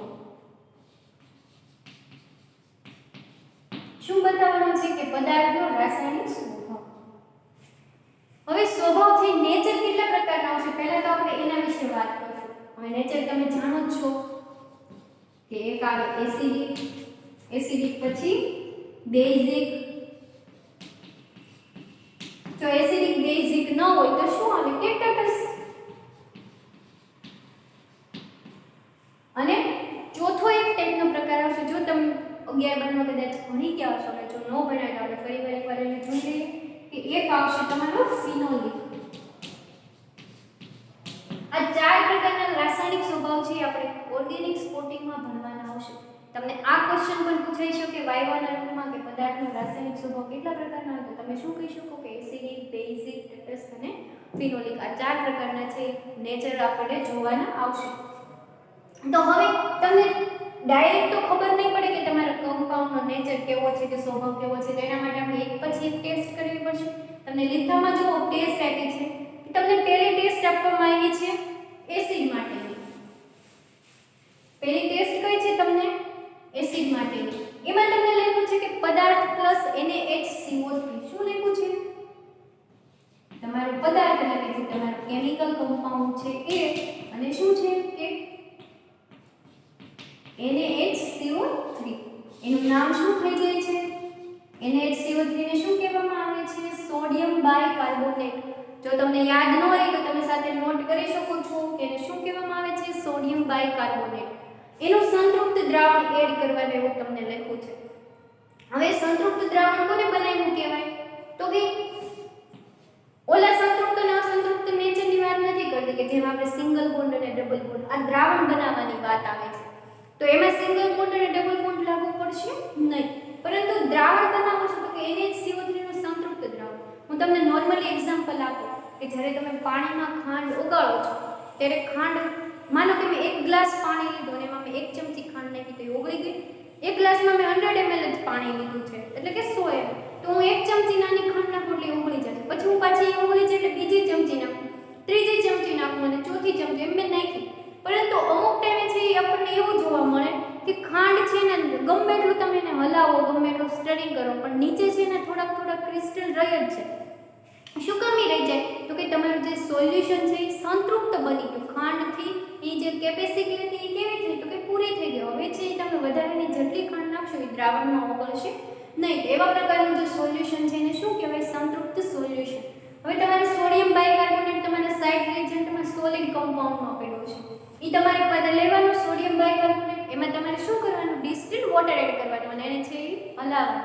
એટલે જે તમારું સોલ્યુશન છે એ કેવું બની ગયું? સંતૃપ્ત. તમારે સોડિયમ બાયકાર્બોનેટ છે એ થોડું વધારે પ્રમાણમાં નાખવાનું એટલે સોલ્યુશન કેવું બની જાય? સંતૃપ્ત, એટલે કે સેચ્યુરેટેડ સોલ્યુશન છે એ બની ગયું. હવે પદાર્થ પ્લસ સોડિયમ બાયકાર્બોનેટનું દ્રાવણ તમે નાખશો એટલે તમારો જે કમ્પાઉન્ડ છે એમાં તમે એક ટેસ્ટ ટ્યુબમાં કમ્પાઉન્ડ હશે અને બીજા ટેસ્ટ ટ્યુબમાં તમે શું લીધું હશે? સોડિયમ બાયકાર્બોનેટનું સંતૃપ્ત દ્રાવણ. હવે તમે જે સંતૃપ્ત દ્રાવણ લીધું છે એ તમારે શેમાં એડ કરવાનું છે? તમારા પદાર્થમાં એડ કરવાનું છે. હવે જેવું તમે પદાર્થમાં એડ કરશો એટલે તમારે ઓબ્ઝર્વેશન કરવાનું કે જો તમને CO2 ના ધુમાડા ઉભરા આવે. હવે CO2 ના ઉભરા એટલે હું તમને કહું કે આપણે જ્યારે સોડા પીએ છીએ ત્યારે આપણને ઉપર ખબર ઉભરા પરપોટા જેવા જોવા મળે. એ શેના હોય? તો કે કાર્બન ડાયોક્સાઇડના જોવા મળે છે. તો જો એ ટાઈપના ઉભરા આવે એટલે કે પરપોટા જોવા મળે તો અને જો તમે પરપોટો જોવા મળે અને પદાર્થ જે તમારું સંપૂર્ણ દ્રાવ્ય થઈ જાય, પછી દ્રાવ્ય થઈ ગયો પછી તમને અવલોકનમાં એવું લખ્યું છે કે જો ઉભરા સાથે પદાર્થ દ્રાવ્ય થાય, ઉભરા એટલે કે જે તમે સોડા પીઓ છો એમાં ઉભરા આવે છે ને હોય કાર્બન ડાયોક્સાઇડ. આ પણ તમને પોઈન્ટ પૂછી શકે છે કે તમે આ ટેસ્ટ કરો છો ત્યારે જે ઉભરા આવે છે એ કયા વાયુ નીકળતો હોય બહાર? તો એમાં કયો વાયુ નીકળતો હોય? CO2 વાયુ છે એ નીકળતો જોવા મળે છે. તો એ CO2 ના ધુમાડા થયા. પછી હવે જો એ પદાર્થ દ્રાવ્ય થઈ ગયો પછી તમને એવું લખ્યું છે કે પદાર્થ દ્રાવ્ય થાય પછી તમારે એમાં ઉમેરવાનું છે મંદ HCl. જો તમે મંદ HCl જે ઉમેરશો, આપણે મંદ HCl ટેબલ રિએજન્ટની બોટલ જે જોઈતી એમાંથી તમારે શું એમ ઉમેરવાનું છે? મંદ HCl. જેવું તમે મંદ HCl ઉમેરશો એટલે તમને ટેસ્ટ ટ્યુબમાં ફરીવાર તમારો પદાર્થ છે પુનઃ અવક્ષેપિત થશે. એટલે કે જેવો પેલા પદાર્થ હતો એવો ટેસ્ટ ટ્યુબમાં નીચે તમને જોવા મળશે. જો એવો પદાર્થ તમારો અવક્ષેપન થાય તો તમે શું કહી શકો કે આપણા કાર્બનિક પદાર્થ જે છે એનો રાસાયણિક સ્વભાવ કેવો છે? એસિડ છે. માનો કે તમારો પદાર્થ દ્રાવ્ય નો થયો, ઉભરાઈ નો આવ્યા અને ફરીવાર તમે HCl રાખ્યો અને અવક્ષેપન પણ ન થયું તો શું કહી શકીએ કે એસિડ છે એ ગેરહાજર હોઈ શકે. અને જો દ્રાવ્ય થઈ જાય પછી એને અવક્ષેપન થાય તો એસિડ હાજર. જો એવું કંઈ પ્રોસેસ ન થાય તો એસિડ ગેરહાજર. તમારે જે રાસાયણિક સ્વભાવની ટેસ્ટ છે જેમ ક્રમમાં આપી છે એવી જ રીતના ક્રમ વાઇઝ કરવાની રહેશે. પછી તમે પહેલી ટેસ્ટ છે એ લાસ્ટમાં કરો અને ત્રીજી ટેસ્ટ છે એ પહેલા કરો. એ મેથડ કેવી રહેશે? ખોટી. આ ક્રમ આપવાનો પણ ક્યાંક મિનિંગ હશે તો તમારે પહેલી જ ટેસ્ટ છે એ પહેલા કરવાની. હવે માનો સ્વભાવ માનો એસિડ નથી મળ્યો અથવા તો મળ્યો તો આગળ ટેસ્ટ કરવાની ન આવે. હવે એક જ કેમિકલ કમ્પાઉન્ડ છે એટલે તમારે સ્વભાવ કેવો હશે? એક જ હશે. જો એસિડ મળી જાય તો બાકીની બધી ટેસ્ટ કરવાની રહેશે નહીં. પરંતુ જો એસિડ ન મળે તો ટેસ્ટ શેની આવશે? બીજું તમને લખ્યું છે બીજી ટેસ્ટ તો કે ફિનોલ. એમાં તમને લખ્યું છે કે પદાર્થ પ્લસ NaOH નું દ્રાવણ. હવે જ્યારે તમારે પદાર્થ એમાં તમને NaOH નું ટેબલ રિએજન્ટ 10 નંબરની જે બોટલ છે એમાં રાખેલું હતું એ તમારે એડ કરવાનું અને એને હલાવવાનું અને જોવાનું કે પદાર્થ દ્રાવ્ય થાય છે કે નથી થતો. જો પદાર્થ દ્રાવ્ય થાય અને તમને અવલોકનમાં એવું લખ્યું છે કે પદાર્થ દ્રાવ્ય થાય અને તમે એમાં મંદ HCl ઉમેરો અને જો પુનઃ અવક્ષેપણ થાય, પુનઃ અવક્ષેપણ થવું એટલે કોને કહેવાય કે તમે પહેલા ટેસ્ટ ટ્યુબમાં પદાર્થ લીધો અને દ્રાવ્ય થયો અને મિક્સ થઈ ગયો પાણી સાથે અથવા તો NaOH સાથે અને તમે બીજો કોઈ કેમિકલ કમ્પાઉન્ડ નાખો અને ફરીવાર તમને નીચે એના ક્રિસ્ટલ એટલે કે એના અવક્ષેપ જોવા મળે તો એ પુનઃ અવક્ષેપણ થયું એમ કહી શકાય. તો જો પુનઃ અવક્ષેપણ થતું હોય તો આપણે શું કહી શકીએ કે ફિનોલિક્સ એટલે કે ફિનોલિક સ્વભાવ છે એનો હાજર હોઈ શકે. જો ફિનોલિક સ્વભાવ હાજર ન મળ્યો હોય અને દ્રાવ્ય ન થયું તો આપણે શું થાય કે ફિનોલિક સ્વભાવ છે એ ગેરહાજર. બરાબર, ફિનોલિક સ્વભાવ છે નહીં. જો ફિનોલિક નેચર ન મળે તો તમને ત્રીજી ટેસ્ટ આપવામાં આવી છે, આ ટેસ્ટ પણ ન મળે અને જો મળે તો પછી આ ત્રીજી ટેસ્ટ કરવાની ન રહે. જો પછી તમને આપવામાં આવ્યું છે કે પદાર્થ પ્લસ મંદ HCl નું દ્રાવણ. ત્રીજી ટેસ્ટ કઈ છે તો કે પદાર્થ પ્લસ મંદ HCl. કે પદાર્થ પ્લસ તમે મંદ HCl એડ કરશો. મંદ HCl તમારું જે ટેબલ રિએજન્ટની બોટલ હતી એ જ તમારે એડ કરવાનું. તમે મંદ HCl એડ કરો અને જો તમારો પદાર્થ દ્રાવ્ય થાય, દ્રાવ્ય થયો અને પછી તમારે એમાં શું ઉમેરવાનું છે તો કે NaOH નું દ્રાવણ એટલે કે ફરીવાર 10 નંબરની જે બોટલ છે એનું દ્રાવણ ઉમેરો અને જો પુનઃ અવક્ષેપણ થાય તો કયો સ્વભાવ હાજર? ગેસ. અને જો અવક્ષેપણ ન થાય, પદાર્થ દ્રાવ્ય જ ન થાય, તમારે પદાર્થ દ્રાવ્ય થઈ જાય ઘણીવાર પણ તો અવક્ષેપણ ફરીવાર ન થાય તો એ પણ ગેરહાજર હોઈ શકે. એટલે જે લખ્યું છે એ બધું જ થવું જરૂરી છે. જો દ્રાવ્ય થઈ અને અવક્ષેપણ થાય તો જ તમે બેઝ કહી શકો. જો એનું અવક્ષેપણ ન થતું હોય તો એને આપણે ગેરહાજર બતાવીશું. જો અવક્ષેપણ થાય તો બેઝ હાજર અને ન થાય તો બેઝ ગેરહાજર.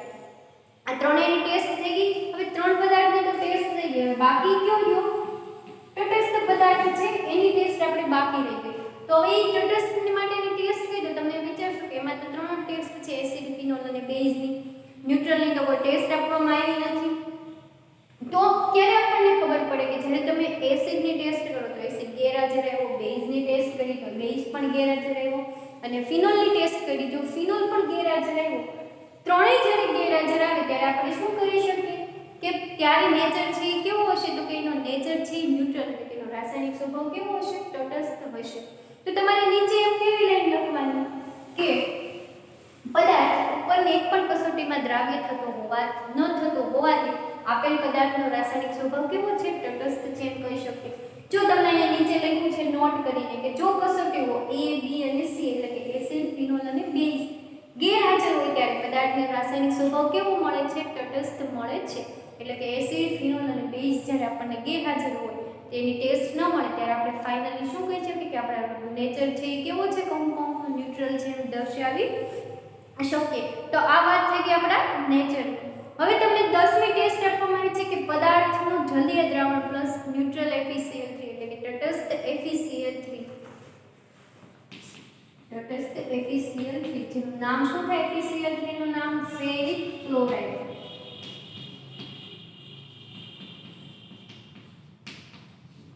હવે આ FeCl3 નું દ્રાવણ છે તમારે જાતે બનાવવાનું રહેશે. જ્યારે લેબમાં તમે પ્રેક્ટિકલ પરફોર્મ કરતા હોય ત્યારે તમારે ન્યુટ્રલ FeCl3 નું દ્રાવણ છે એ જાતે બનાવવાનું. એ જાતે બનાવવું કેમ તો એના માટે તમને લીખામાં જો અહીંયા પાછળ મેથડ આપવામાં આવી છે કે તટસ્થ FeCl3 નું દ્રાવણ બનાવવાની રીત. એમાં તમને લખ્યું છે કે કસનળીમાં તમારે ટેસ્ટ ટ્યુબમાં શું લેવાનું છે? 1 થી 2 ml FeCl3 નું દ્રાવણ લેવાનું. પછી તમારે એમાં શું એડ કરવાનું છે કે એમાં NH4OH જે તમારી ટેબલ રિએજન્ટની 7 નંબરની બોટલ છે એમાં NH4OH એટલે કે એમોનિયમ હાઇડ્રોક્સાઇડ જે રાખેલું છે એ ડ્રોપ વાઇઝ એડ કરવાનું. એટલે કે એમાં તમને અવક્ષેપ FeCl3 નું દ્રાવણ પછી NaOH તમે ડ્રોપ વાઇઝ એડ કરશો એટલે તમને તપકીરિયા રંગનો અવક્ષેપ જોવા મળશે. પછી જો તમે અવક્ષેપ મળે પછી એમાં તમારે શું કરવાનું છે તો કે એમાં 3 થી 4 ડ્રોપ એસિટિક એસિડ તમારી ટેબલ રિએજન્ટની ફર્સ્ટ નંબરની જે બોટલ છે એમાંથી તમારે એસિટિક એસિડ એડ કરવાનું. ક્યાં સુધી એડ કરવાનું છે તો કે જેથી 4 થી 5 ડ્રોપ એડ કરી દીધા કે અવક્ષેપ અલ્પ દ્રાવ્ય થયા ત્યાં સુધી. પછી તમારે એસિટિક એસિડ એડ કરી દીધું પછી તમારે શું કરવાનું છે તો તમને લખ્યું છે કે એને ગરમ કરવાનું છે. ક્યાં સુધી? તો કે એમાંથી એમોનિયા દૂર થઈ જાય ત્યાં સુધી. હવે એમોનિયા દૂર થયો કે નથી થયો એની ટેસ્ટ કરવા માટે આપણે શું કરવું પડે? તો કે એમોનિયા છે એ નેચરમાં કેવું હોય? બેઝિક હોય. હવે બેઝિક છે એ ટેસ્ટ કરવા આપણે લિટમસનો યુઝ કરશું. તો લિટમસમાં બેઝની ટેસ્ટ કરવા માટે કયું લેવું પડે? તો કે લાલ લિટમસ. જો લાલ લિટમસ ભૂરું બની જાય તો કે તમારું જે ટેસ્ટ ટ્યુબ ગરમ કરતા હોય ત્યારે એમાંથી ઉપર વેપર તો નીકળતી હશે. અહીંથી જે વેપર નીકળતી હોય એમાં તમારે શું રાખવાનું કે તો કે અહીંયા તમારે ટેસ્ટ ટ્યુબને ઓડે નહીં એવી રીતના એની સપાટી ઉપર તમારે લાલ લિટમસ એમ રાખવાનું, બરાબર? હવે જે વેપર નીકળશે, જો લાલ લિટમસ ભૂરું બને તો જે એમોનિયા સંપૂર્ણ દૂર થયો નથી, અને જો લાલ લિટમસ ભૂરું ન બને તો એ શું થાય કે એમોનિયા સંપૂર્ણ દૂર થયો છે એની ખાતરી આપણે કરી શકીએ. અને તમને અહીંયા લખ્યું કે એમોનિયા દૂર થશે અને એ જે સોલ્યુશન બને એ ક્યું બને છે? તો કે તટસ્થ FeCl3 નું દ્રાવણ છે એ બની ગયું કહેવાય. હવે તમારું કમ્પાઉન્ડ લેવાનું, એમાં તમારા જે તટસ્થ FeCl3 નું તમે જે દ્રાવણ બનાવ્યું છે એ તમારે એડ કરવાનું. કેટલું? 2 થી 3 ડ્રોપ. હવે જેવું તમે એડ કરશો એટલે તમને ક્યાંક અવક્ષેપ જોવા મળશે. એ તમને બધું ટેસ્ટ આપી છે કે જો તમને ટેસ્ટ બતાવી છે કે આછો ગુલાબી રંગ, બફ રંગ, જાંબલી રંગ કે પીળા રંગ, તો એસિડની શક્યતા. લીલા રંગની જો લીલો રંગ મળતો હોય તો ફિનોલની શક્યતા. ભૂરા, વાદળી તો તપકીરિયા જે રંગના અંશો મળતા હોય તેની પોસિબિલિટી રહી શકે. જો આમાં તમને જે ન્યુટ્રલ FeCl3 ની ટેસ્ટ છે શેના માટે કરવાનો તો કે એસિડ, બેઝ અને ફિનોલ માટે. જ્યારે તમને રાસાયણિક સ્વભાવ તટસ્થ મળે ત્યારે તમારે ટેસ્ટ કરવાની આવશે નહીં. એટલે જ તમને શું કામ આપ્યું કે રાસાયણિક સ્વભાવની ટેસ્ટ પહેલા આપે. જો તમે ન્યુટ્રલ FeCl3 ની ટેસ્ટ પહેલા કરો અને પછી રાસાયણિક સ્વભાવની ટેસ્ટ કરો તો એ મેથડ કેવી પડે? ખોટી પડે. આપણે ખોટી મહેનત જ થાય. માનો કે તમારો સ્વભાવ ન્યુટ્રલ આવ્યો તો એ તો આ ટેસ્ટની તો કોઈ જરૂર જ નહોતી આપણા માટે. એટલે ક્રમ વાઇઝ છે ટેસ્ટ કરવી કમ્પલસરી જરૂરી છે. જ્યારે રાસાયણિક સ્વભાવ ન્યુટ્રલ હોય ત્યારે તમારે FeCl3 ની ટેસ્ટ છે એ કરવાની આવશે નહીં. અને તમને અહીંયા નોટ કરીને પણ લખેલું છે, સાથે વાંચી લેજો એકવાર કે તટસ્થ પદાર્થ માટે આ કસોટી કરવી નહીં. હું જે બધું વસ્તુ તમને સમજાવું છું બધું ક્રમ વાઇઝ તમને લેખમાં આપેલું છે, એટલે તમે સાથે સાથે જોતા રહેજો. પછી તમને આપવામાં આવે છે કે પદાર્થ પ્લસ 11 ની જે 11 ની ટેસ્ટ છે એમાં શું છે તો કે પદાર્થ વત્તા NaOH પ્લસ ગરમી. શું કીધું છે કે પદાર્થ પ્લસ NaOH પ્લસ ગરમી, એટલે કે એને હીટ આપવાની છે, ગરમી આપવાની વાત છે, એટલે કે બર્નર ઉપર તમારે ગરમ કરવાનું. હવે તમે ગરમ કરશો એટલે તમારી ટેસ્ટ ટ્યુબમાંથી ફરીવાર વેપર નીકળશે અને એમાં તમારે વાસ છે એ તમારે ટેસ્ટ કરવાની કે તમને કઈ પ્રકારની સ્મેલ છે એમાંથી જોવા મળે છે. એ વાસના આધારે આપણે નક્કી કરવાનું. તમને જે ઓબ્ઝર્વેશન આપ્યું એટલે કે અવલોકનમાં આપ્યું છે કે આ ટાઈપની વાસ તો આ સંયોજનો હાજર, આ ટાઈપની વાસ તો આ સંયોજનો હાજર. ઈ થઈ ગયા બાદ પછી તમને આપી છે લાસ્ટ ટેસ્ટ, પ્રાઇમરી ટેસ્ટની 12મી કે પદાર્થ વત્તા સાંદ્ર H2SO4 નું દ્રાવણ. હવે આ જે ટેસ્ટ છે એ તમને અહીંયા લખ્યું છે કે માત્ર ઘન પદાર્થ માટે જ કરવી. જ્યારે તમને લિક્વિડ કમ્પાઉન્ડ આપવામાં આવ્યો હોય ત્યારે તમારે આ ટેસ્ટ છે એ કરવાની રહેશે નહીં. એટલા જ માટે જ્યારે તમે પ્રેક્ટિકલ શરૂ કરો એ પહેલાં તમારે કમ્પલસરી ટેસ્ટ એકવાર સરખી રીતના રીડિંગ કરો એટલે આપણને આઈડિયા આવે કે જે નોટ કરેલી છે એ વસ્તુ આના શેના માટે છે, બરાબર? તો તમને સોલિડ કમ્પાઉન્ડ માટે તમારે મંદે કોન્સન્ટ્રેટ H2SO4 ઉમેરો. H2SO4 એટલે કે સલ્ફ્યુરિક એસિડ. હવે તમે સલ્ફ્યુરિક એસિડ ઉમેરશો, શું થશે કે એને ગરમ કરવાનું છે. જો તમને કાળો રંગ મળે તો એની સામે તમને કીધું છે કે એસિડ, ફિનોલ અથવા તો કાર્બોહાઈડ્રેટની શક્યતા હોઈ શકે. તો આ સુધી આપણે ટેસ્ટ જોઈ કે આ જે આટલી બધી ટેસ્ટ જોઈ એ બધી ટેસ્ટ શેમાં આવતી હતી? પ્રાથમિક કસોટીમાં. 1 થી 13 નંબરની જે આપણે બધી ટેસ્ટ જોઈ એ બધી ટેસ્ટ શેની હતી? પ્રાઇમરી કસોટીની ટેસ્ટ હતી. તો આ વાત થઈ ગઈ પ્રાઇમરી ટેસ્ટ. સો આપણે પ્રાથમિક કસોટી સુધી તો તમને સમજાઈ ગયું. હવે આપણે વાત કરવાની છે કે સેકન્ડ આપણે જે બી લીધી હતી લેસાઇન કસોટી. તો એમાં જોઈએ હવે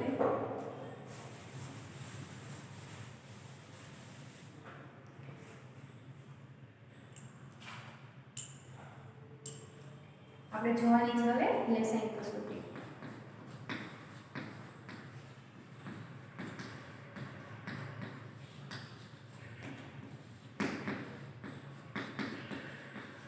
લેસાઇન ટેસ્ટ મેં તમને કીધું હતું કે તમે લોકોએ લેસાઇન ટેસ્ટ યુનિટ 3 માં આપણે જોઈ હતી કે જ્યારે તમે થિયરી બેઝ ઉપર યુનિટ 3 ભણતા હતા કે detection element present in organic compound, એ યુનિટમાં આવી હતી લેસાઇન ટેસ્ટ. તો એ થિયરી બેઝ ઉપર કરતા હતા, પણ હવે આપણે જોવાનું છે પ્રેક્ટિકલ બેઝ ઉપર. તો લેસાઇન ટેસ્ટ પ્રથમ કરવામાં આવે કઈ રીતના કરવામાં આવે છે? તો લેસાઇન ટેસ્ટ કરવા માટે આપણે જરૂર પડે લેસાઇન સોલ્યુશન. શેની જરૂર પડે? તો કે લેસાઇન સોલ્યુશન.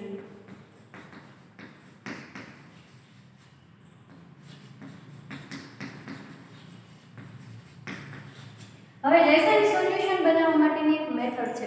તો લેસન સોલ્યુશન બનાવવું કઈ રીતના આવે? લેસન સોલ્યુશન બનાવવા માટે તમારે પહેલા તો જરૂર પડે ઇવોપરેટિંગ ડીશ, જે આપણે કાલે જોઈ લીધી હતી. શેની બનેલી હોય? પોર્સેલેનની બનેલી હોય. પછી સેકન્ડમાં તમારે જરૂર પડે કે ફ્યુઝન ટ્યુબ.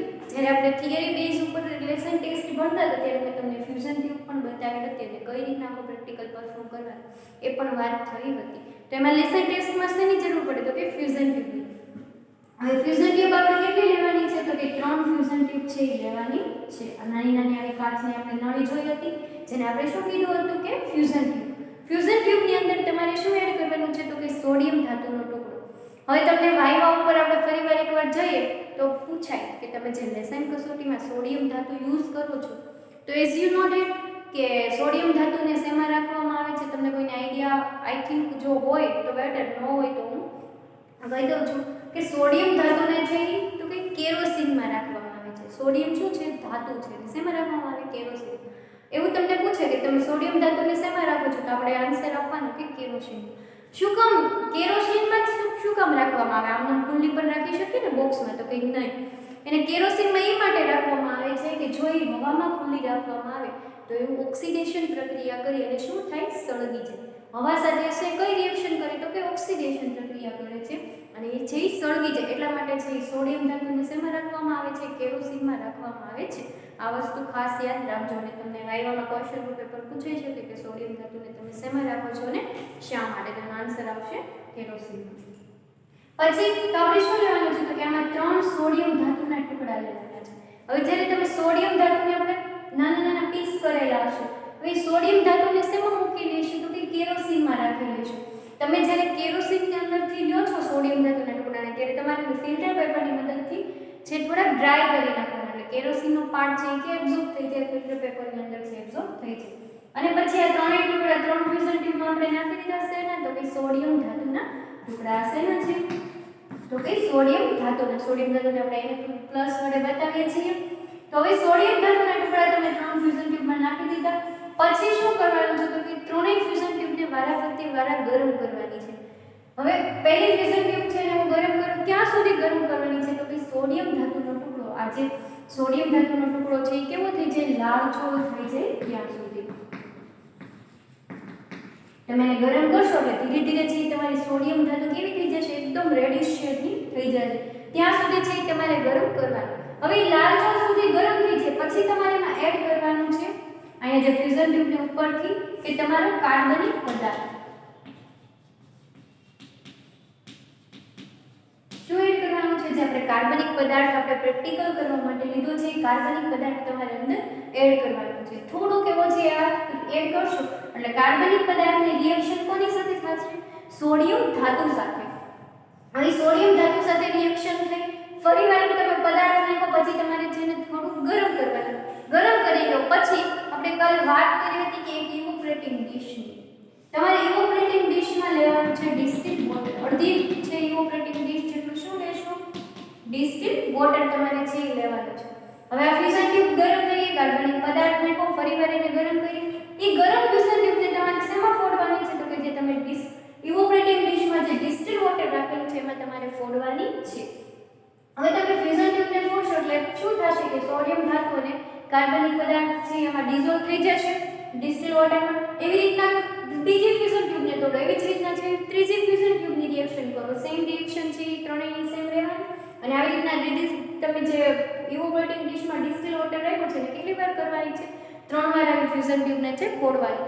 હવે વાત થઈ ગઈ કે 3 ફ્યુઝન ટ્યુબ તમે આમાં ફોડી લીધી. પછી જે ડિસ્ટિલ્ડ વોટર અને ઇવોપરેટિંગ ડિશમાં જે રિએક્શન થાય એને શું કરવાનું છે? તો કે ઇવોપરેટિંગ ડિશને તમારે બર્નરની મદદ વડે છે ગરમ કરવાનું છે. બરાબર? એને હીટ આપવાની છે.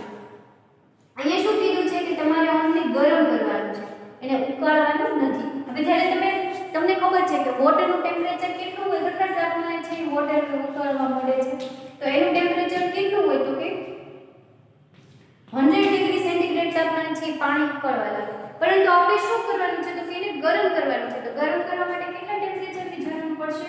તો કે નિયર અબાઉટ છે 70 ડિગ્રી સેન્ટીગ્રેડ ટેમ્પરેચરની જરૂર પડશે.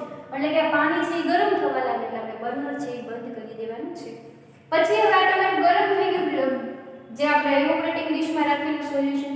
સોલ્યુશન ગરમ થઈ જાય ત્યારબાદ આપણે કાલે જોઈ હતી કે એનું ફિલ્ટ્રેશન કરવાનું છે. ફિલ્ટ્રેશન કરવા માટે આપણે શેનો ઉપયોગ કરશું તો કે ફનેલ. તમારે ફનેલની મદદથી જ આ વોટર છે એને શું કરવાનું છે એનું ફિલ્ટ્રેશન કરવાનું છે. હવે તમે જ્યારે ફિલ્ટ્રેશન કરશો ત્યારે નીચે તમે શું રાખશો એકાદું બીકર છે આપણે રાખી દેશું. એટલે કે જે તમે ફિલ્ટર કરશો એ બધું સોલ્યુશન ક્યાં આવશે તો કે અહીંયા નીચે જે બીકર રાખ્યું છે એમાં આવી જશે. અને આ જે તમે સોલ્યુશન આવે એને શું આપણે કહેવામાં આવે છે તો કે લેસાઈન દ્રાવણ છે કહેવામાં આવે. આ તમારું જે દ્રાવણ બન્યું એને શું કહેવામાં આવે છે લેસાઈન દ્રાવણ. આપણે લેસાઈન દ્રાવણ બની ગયું. હવે આ દ્રાવણનો યુઝ કરીને આપણે શોધવાના છે કે તત્વ એટલે કે એલિમેન્ટ.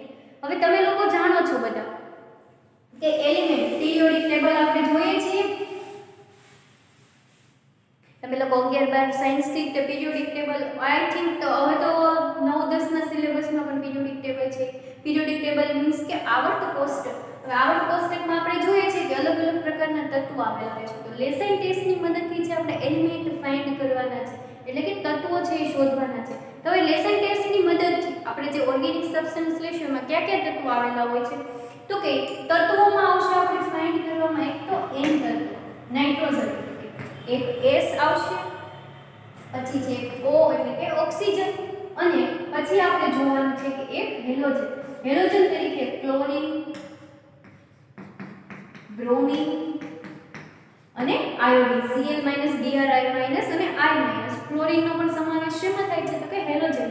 પણ એની ટેસ્ટ છે આપણે અત્યારે કરવાની નથી. આપણે હેલોજનમાં ઓન્લી ફોર ક્લોરીન, બ્રોમિન અને આયોડિન 3 રેડિકલ છે એ ફાઇન્ડ કરશું, એલિમેન્ટ છે એ ફાઇન્ડ કરશું, અને બાકીના છે N અને S.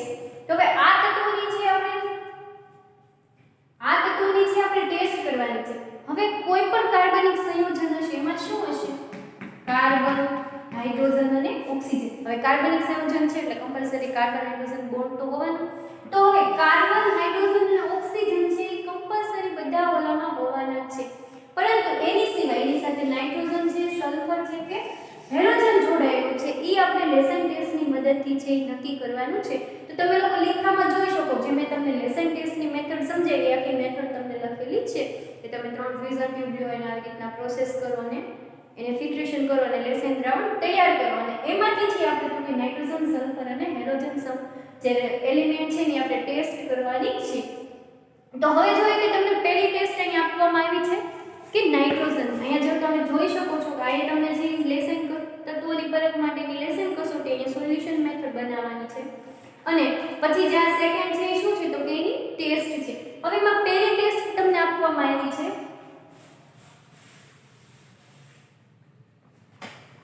તો ફર્સ્ટ ટેસ્ટ શું છે તો કે લેસાઈન દ્રાવણ. જે અહીંયા તમને L દ્રાવણ લખ્યું છે અહીંયા એનો મીનિંગ શું થાય તો કે લેસાઈન દ્રાવણ એવું લખેલું છે. શોર્ટમાં તમને બતાવી દીધું છે એનો મીનિંગ શું છે કે તમારું લેસાઈન દ્રાવણ. હવે જ્યારે તમે લેસાઈન ટેસ્ટ કરતો હોય ત્યારે તમારે બીજા કોઈ સોલ્યુશનનો નહીં પણ તમારે પહેલું તો લેવાનું ટેસ્ટ ટ્યુબમાં તો કે જે આપણે લેસાઈન દ્રાવણ બનાવ્યું છે એ દ્રાવણ યુઝ કરવાનું છે.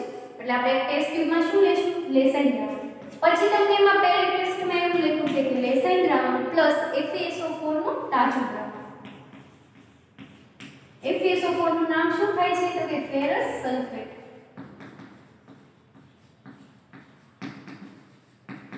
FeSO4 નું નામ શું થશે ફેરસ સલ્ફેટ. હવે FeSO4 નું તાજું દ્રાવણ તમારે જાતે બનાવવાનું રહેશે. કઈ રીતના બનાવશો તો કે FeSO4 છે એ કેવું હોય સોલિડ કમ્પાઉન્ડ હોય. એને તમારે શેમાં ડિસોલ્વ કરવાનું ડિસ્ટિલ વોટરમાં. એક ટેસ્ટ ટ્યુબમાં છે 4 થી 5 ml ડિસ્ટિલ વોટર લેવાનું અને અડધી ચમચી કરતાં પણ તમારે શું નાખવાનું છે એમાં FeSO4 નો પાવડર, અને એને તમે હલાવો એટલે શું બની જાય તો કે FeSO4 નું તાજું દ્રાવણ છે એ બની. કારણ કે FeSO4 સલ્ફેટ ક્ષારો કેવા હોય પાણીમાં દ્રાવ્ય હોય છે, એટલે કે FeSO4 નો જે ફેરસ સલ્ફેટ છે એ પાણીમાં ડિસોલ્વ થઈ જાય છે. જે દ્રાવણ બને એને શું કહેશો FeSO4 નું તાજું દ્રાવણ. તમે લેસાઈન દ્રાવણ 2 થી 3 ml લીધું એમાં તમારે શું એડ કરવાનું છે 1 થી 2 ml જેટલું FeSO4 નું દ્રાવણ. પછી તમને લખ્યું છે કે FeSO4 નું દ્રાવણ એડ થઈ જાય પછી એમાં એડ કરવાનું છે કે મંદ H2SO4. મંદ H2SO4 ના કેટલા આવશે મિનિમમ 3 થી 4 ડ્રોપ જેટલું છે તમારે મંદ H2SO4 એડ કરવું. હવે આ ત્રણેય લેસાઈન દ્રાવણ FeSO4 અને મંદ H2SO4 એડ થઈ ગયા બાદ તમને ક્યાંક રિએક્શન જોવા મળશે ટેસ્ટ ટ્યુબમાં. તો તો રિએક્શન એવું થશે કે જો અહીંયા તમને લખ્યું છે કે વાદળી અથવા તો લીલો રંગ અથવા તો વાદળી અથવા લીલા રંગના અવક્ષેપ મળે તો કયો સમૂહ કયો તત્વ હાજર છે? તો કે n જે એલિમેન્ટ છે એ હાજર. અને જો તમને વાદળી લીલો રંગ અથવા તો રંગ ન મળે અને જો એ રંગ છે એ મળીને તરત જતો રહે અથવા તો મળીને તરત રહેવો જોઈએ કે હાલો તમને સેજ એવો ગ્રીન રંગ આવ્યો અને જતો રહ્યો તો એ તમારો સ્ટેબલ રંગ છે એ કહેવાય નહીં, પણ એ તમારે 1-2 મિનિટ છે એ ગ્રીન અથવા તો વાદળી શેડ છે એનો એઝ ઇટ ઇઝ રહેવો જોઈએ.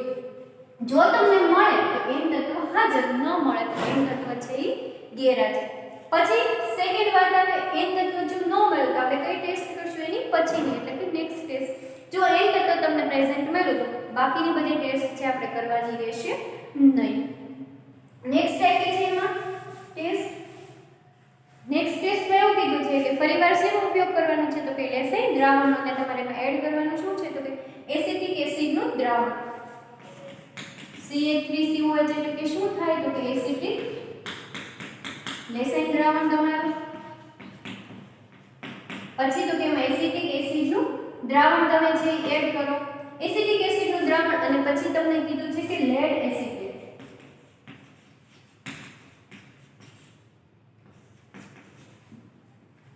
લેડ એસિટેટનું અણુ સૂત્ર શું થાય છે? PbCl3COOH. એને શું કહેવામાં આવે છે? લેડ એસિટેટ છે એ કહેવામાં આવે છે. જો તમે લેડ એસિટેટનું દ્રાવણ ઉમેરો અને તમને ટેસ્ટ ટ્યુબમાં કેવા રંગનો અવક્ષેપ મળે? તો કે કાળા રંગનો અવક્ષેપ મળે તો કયો એલિમેન્ટ હાજર? S તત્વ છે એ હાજર. જો કાળા અવક્ષેપ ન મળે તો S છે એ ગેરહાજર. S ને એલિમેન્ટને જે તમને બે ટેસ્ટ આપવામાં આવી છે. સેકન્ડ તમને એવું કીધું કે લેસાઇન દ્રાવણ પ્લસ સોડિયમ નાઇટ્રોક્લોસાઇડનું તાજું દ્રાવણ. સોડિયમ નાઇટ્રોક્લોસાઇડ એટલે એ પણ કેવું હશે? તો કે સોલિડ ફોર્મમાં છે. બને તો પોસિબલ હશે તો તમને દ્રાવણ બનાવેલું જ આપશે, પણ જો ન હોય તો તમારે શું કરવાનું કે લેસાઇન દ્રાવણ પ્લસ સોડિયમ નાઇટ્રોક્લોસાઇડનું દ્રાવણ. પછી શું એડ કરવાનું છે તમારે? સોડિયમ નાઇટ્રોક્લોસાઇડનું દ્રાવણ.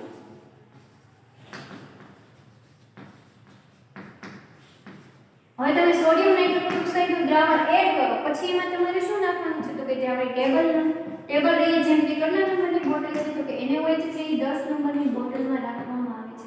મેં તમને ટેબલ રિએજન્ટ બતાવ્યો ત્યારે પણ કીધું હતું કે તમે કેમિસ્ટ્રીની કોઈ પણ કેમિકલ લેબમાં જાશો તો એકથી જે 10 ટેબલ રિએજન્ટ છે અહીંયા જે ક્રમ મુજબ ગોઠવેલા છે એ જ ક્રમ બીજી કોઈ પણ લેબમાં જોવા મળશે. એટલે આપણને એ વસ્તુ માઇન્ડમાં ક્લિયર હોવી જોઈએ કે 1 નંબરની બોટલ છે તો એમાં એસિટિક એસિડ જ ભરેલું હોય. 7 નંબરની બોટલ છે તો એમાં એમોનિયમ હાઇડ્રોક્સાઇડ જ ભરેલું હોય. 9 નંબરની બોટલ છે તો એમાં બેરિયમ ક્લોરાઇડ જ હોય. અને જો 10 નંબરની બોટલ લે તો એમાં NaOH નું દ્રાવણ ભરેલું હોય. આપણને નંબર મુજબ છે એ નામ યાદ રહેવા જોઈએ. એટલે જ તે તમારે ટેબલ રિએજન્ટ કમ્પલસરી યાદ રાખો. એક્ઝામિનર વાયમાં પૂછે કે બોલો 1 થી 10 તમારા ટેબલ રિએજન્ટના નામ, તો તમારે ક્રમ વાઇઝ છે 1 થી 10 ના બોલવા પડે. હવે એમાં શું આપણે એડ કર્યું? તો કે NaOH ના 2 થી 3 ગ્રુપ તમે એડ કરો. જો તમને જાંબલી રંગ અથવા તો અવક્ષેપ મળે લેસાઇન દ્રાવણ પ્લસ સોડિયમ નાઇટ્રોક્લોસાઇડનું દ્રાવણ અને NaOH એડ કરો તો તમને કેવા રંગનો અવક્ષેપ મળે? તો કે જો જાંબલી રંગ અથવા તો અવક્ષેપ મળે તો S હાજર અને જો ન મળે તો S છે એ ગેરહાજર. આ થઈ ગઈ N અને S ની ટેસ્ટ. હવે પછી વાત આવે કે હેલોજનની પરીક્ષણની ટેસ્ટ છે. આ બધી ટેસ્ટ આપણે શેમાંથી કરવાની છે? તો કે લેસાઇન દ્રાવણ જે બનેલું છે એમાંથી. ત્રીજી આપણે ટેસ્ટ છે તો કે લેસાઇન દ્રાવણ પ્લસ એમાં શું એડ કરવાનું છે? કોન્સન્ટ્રેટ HNO3 એટલે કે સાંદ્ર નાઇટ્રિક એસિડ. કોન્સન્ટ્રેટ HNO3 એને શું કહેવામાં આવે છે? સાંદ્ર નાઇટ્રિક એસિડ. ઈ એડ કર્યા બાદ તમારે એને શું કરવાનું છે? તો કે એને ગરમી એટલે કે એને હીટ આપવાની છે. ઓન્લી થોડુંક એવું બનેલું પર ગરમ કરવાનું છે. પછી તમારે એમાં એડ કરવાનું છે AgNO3 નું દ્રાવણ. AgNO3 ને શું કહેવામાં આવે છે? Silver nitrate. AgNO3 નું નામ શું થાય? તો કે એનું નામ થાય છે સિલ્વર નાઇટ્રેટ. આ તમે દ્રાવણ એડ કરો એટલે તમને અવક્ષેપ મળશે. હવે આ એક જ ટેસ્ટમાંથી આપણે શેનું ફાઇન્ડ કરવાનું છે? તો કે ક્લોરીન, બ્રોમિન અને આયોડિન ત્રણેય એલિમેન્ટની છે એ આપણે ટેસ્ટ કરવાની છે કે ક્લોરીન હાજર છે, બ્રોમિન હાજર છે કે આયોડિન હાજર છે. હવે તમને અહીંયા અવલોકન જુઓ તેમ આપવામાં આવ્યું છે કે તમે જ્યારે લેસાઇન દ્રાવણ HNO3 દહીં જેવા સફેદ અવક્ષેપ, જેમ દહીંના ફોદા કેવો હોય એના જેવા સફેદ અવક્ષેપ મળે તો શું હાજર કે ક્લોરીન હાજર. અને જે અવક્ષેપ છે એ તમારે શું કરવાનું, તો માનો કે તમને સફેદ અવક્ષેપ આવ્યો, એક ટેસ્ટ ટ્યુબમાં આપણી પાસે શું છે, તો કે માનો કે આ મારી પાસે સફેદ અવક્ષેપ છે આ ટેસ્ટ ટ્યુબમાં. હવે તમને એવું કીધું કે સફેદ અવક્ષેપ જો NH4OH માં દ્રાવ્ય થાય, NH4OH એટલે કે એમોનિયમ હાઇડ્રોક્સાઇડ, જે તમારી ટેબલ રિએજન્ટમાં 7 નંબરની બોટલમાં રાખેલું હશે. હવે આ એમોનિયમ હાઇડ્રોક્સાઇડનું સોલ્યુશન તમારે શેમાં લેવાનું, બીજી ટેસ્ટ ટ્યુબમાં. તો આમાંથી પહેલી ટેસ્ટ ટ્યુબના થોડાક સફેદ અવક્ષેપ તમારે શેમાં નાખી દેવાના, જે એમોનિયમ હાઇડ્રોક્સાઇડ 2 થી 3 ml લીધું છે એમાં. આમાં બધા અવક્ષેપ નહીં પણ થોડાક અવક્ષેપ. જો તમે એમોનિયમ હાઇડ્રોક્સાઇડનું સોલ્યુશન નાખો ને તમારા સફેદ અવક્ષેપ છે એ દૂર થાય, એટલે કે સોલ્યુશન પાણી જેવું ક્લિયર થઈ જાય, એટલે કે અવક્ષેપ છે એ શું થાય, દ્રાવ્ય થઈ ગયા કહેવાય. શેમાં, તો કે NH4OH માં દ્રાવ્ય થઈ ગયા કહેવાય. જો તમારા અવક્ષેપ દ્રાવ્ય થાય તો કયો એલિમેન્ટ હાજર છે આપણી પાસે, ક્લોરીન છે એ હાજર કરી શકીએ. એવી જ રીતના તો કે પછી આવે કે બ્રોમિનની ટેસ્ટ. તો બ્રોમિનની ટેસ્ટ માટે તમને શું કીધું છે કે જો તમે લેસેન દ્રાવણ પ્લસ કોન્સન્ટ્રેટ HNO3 અને ગરમ કરો અને જો તમને આછા પીળા રંગના અવક્ષેપ મળે, જો આમાં તમને લખ્યું છે કે આછા પીળા અવક્ષેપ જે મુશ્કેલીથી NH4OH માં દ્રાવ્ય થાય, એટલે કે બહુ જાજુ NH4 નાખો છતાં છે, માનો કે અહીંયા આપણને એટલે સુધી અવક્ષેપ મળ્યા છે, તમે આમાં NH4OH નાખ્યું 5 અને થોડાક જ અવક્ષેપ છે એ દ્રાવ્ય થાય, એટલે એને શું કહીએ કે મુશ્કેલીથી દ્રાવ્ય થાય, ઇઝીલી છે એ દ્રાવ્ય થતા નથી. જો મુશ્કેલીથી દ્રાવ્ય થાય, રંગ કેવો હોય, લાઇટ યલો શેડનો રંગ હોય, તો એ કયો હાજર એલિમેન્ટ, બ્રોમિન હાજર. જો આવો રંગ ન મળે લાઇટ, તો બ્રોમિનની જોઈ લીધી. ત્યારબાદ આપણે જોઈએ તો કે આયોડિન, જેમ તમે લેસેન દ્રાવણ પ્લસ તમે એમાં નાખશો કોન્સન્ટ્રેટ HNO3 પ્લસ એમાં તમે એને થોડુંક હીટ આપશો અને પછી એમાં શું આપણે એડ કરશું, તો કે AgNO3 ના 2 થી 3 ગ્રુપ. જો તમને આછા પીળા અવક્ષેપ મળે અને એ અવક્ષેપ છે એમોનિયમ હાઇડ્રોક્સાઇડ એટલે કે NH4OH માં દ્રાવ્ય ન થાય, એટલે કેવા રહે, તો કે અદ્રાવ્ય રહે. જે તમને પીળા અવક્ષેપ આવ્યા ને તમે એમાં એમોનિયાનું સોલ્યુશન નાખ્યું અને દ્રાવ્ય ન થયા, એમનો એઝ ઇટ ઇઝ અદ્રાવ્ય રહ્યા, તો શું હાજર કહી શકીએ કે આયોડિન છે એ હાજર કહી શકીએ. તો આ થઈ ગઈ લેસન ટેસ્ટ. હવે લેસન ટેસ્ટના આધારે આપણને શું ખબર પડે કે આપણે જે ક્રિયાશીલ અણુ જે આપણો કાર્બનિક પદાર્થ છે એમાં તો કે કયા પ્રકારના તત્વો સમૂહ હાજર છે. હવે CHO તો છે એ બધામાં કોમન રહેવાનું છે, તો એક તો મળશે તમને CHO ક્રિયાશીલ સમૂહ, સોરી એલિમેન્ટ ગ્રુપ. પછી મળશે તમને CHO ની સાથે એક મળશે N મળશે, પછી મળશે કે આપણને CH અને O ની સાથે S મળી શકે, અને પછી આપણને કયું મળી શકે, CHO અને હેલોજન મળી શકે. તો આ ચારમાંથી કોઈ પણ એક એલિમેન્ટ ગ્રુપ છે હાજર હોવાનું. હવે આ ચારમાંથી એક એલિમેન્ટ ગ્રુપ હાજર છે, બરાબર. એના આધારે આપણે શું નક્કી કરવાનું છે, તો હવે ક્રિયાશીલ સમૂહની તમારે પરખ કસોટી કરવાની છે. કઈ કસોટી આવશે હવે, તો કે ક્રિયાશીલ સમૂહની પરખ કસોટી.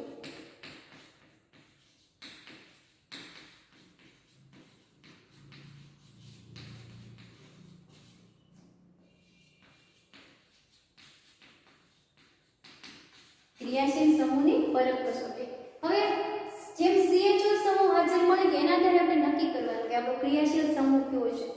માનો કે અત્યારે મને CHO તત્વ સમૂહ મળ્યા છે, તો આપણને પહેલા શેની જરૂર પડે, તો એની સાથે એની જરૂર પડે એના રાસાયણિક સ્વભાવની. તમને લોકોને જો અહીંયા તો ટેબલના ફોર્મમાં બધું આપ્યું છે લેખામાં, પ્રેક્ટિકલ બુકમાં સાથે સાથે જોતા જજો.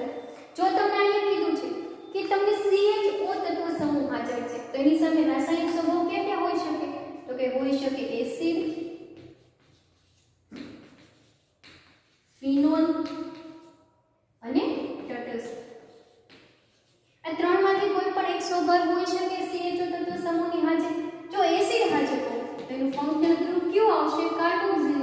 જો ફિનોલ હાજર હોય તો કયું ફંક્શનલ ગ્રુપ હાજર આવશે, ફિનોલિક OH. અને જો તટસ્થ હશે તો લાઈક એક્ઝામ્પલ તરીકે તમને આ એસ્ટર, પછી આલ્ડીહાઇડ, કીટોન, એવા અલગ અલગ પ્રકારના છે તમને ફંક્શનલ ગ્રુપ હાજર જોવા મળશે. અને એમાં પણ આવશે કે આલ્કોહોલિક OH. તો જ્યારે તટસ્થ હશે અને CHO તત્વ સમૂહ હાજર હશે તો આ ચારમાંથી એક પણ ફંક્શનલ ગ્રુપ હાજર હોવાનું. ફિનોલ હશે તો આ એક ફંક્શનલ ગ્રુપ, અને એસિડ હશે તો આ એક ફંક્શનલ ગ્રુપ. તો આમાંથી એક પણ ફંક્શનલ ગ્રુપ હાજર હોવાનું. એવી જ રીતના હવે વાત આવે કે જ્યારે CHON તત્વ સમૂહ હાજર હોય, માનો કે CHON તત્વ સમૂહ અહીંયા હાજર હશે ત્યારે સ્વભાવ બે મળી શકે. તો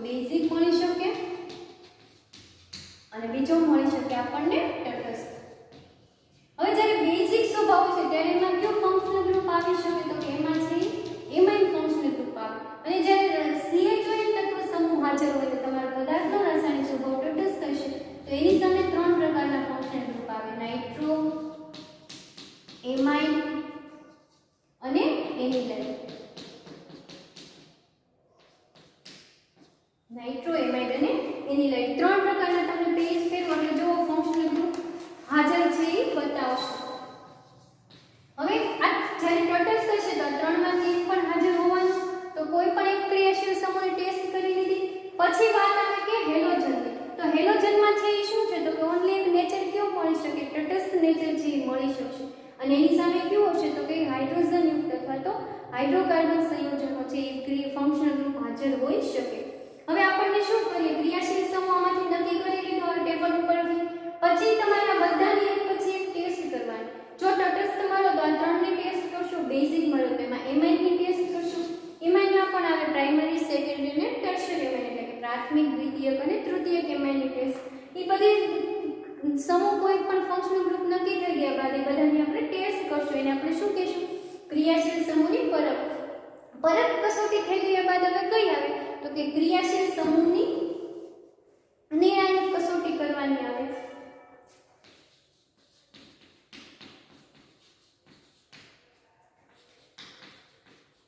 ક્રિયાશીલ સમૂહની નિર્ણાયક કસોટી. નિર્ણાયક કસોટીમાં એટલે માનો કે મને આ એક નાઇટ્રો ગ્રુપ મળ્યું છે તો નાઇટ્રો સંયોજનની જેટલી પણ ટેસ્ટ આપી હોય લેખામાં એ બધી ટેસ્ટ છે આપણે કરવાની. ફોર એક્ઝામ્પલ તરીકે તમને અહીંયા કીધું છે, તમે લેખામાં જોવો તો કે પેજ નંબર છે 10 ઉપર. તો જો તમને નાઇટ્રો ક્રિયાશીલ સમૂહ મળે તેમાં 2 ટેસ્ટ આપવામાં આવી છે, તો એઝોડાઇક કસોટી અને મૂલિકન બાર્કર કસોટી. તો આ બંને ટેસ્ટ છે મારે નિર્ણાયક કસોટીમાં છે કરવાની રહેશે.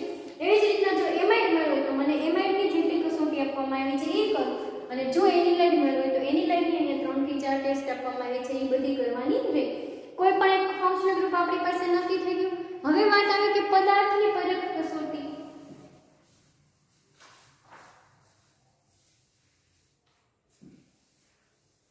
શેની વાત આવશે તો કે હવે લાસ્ટ આપણી છે પદાર્થની પરખ કસોટી.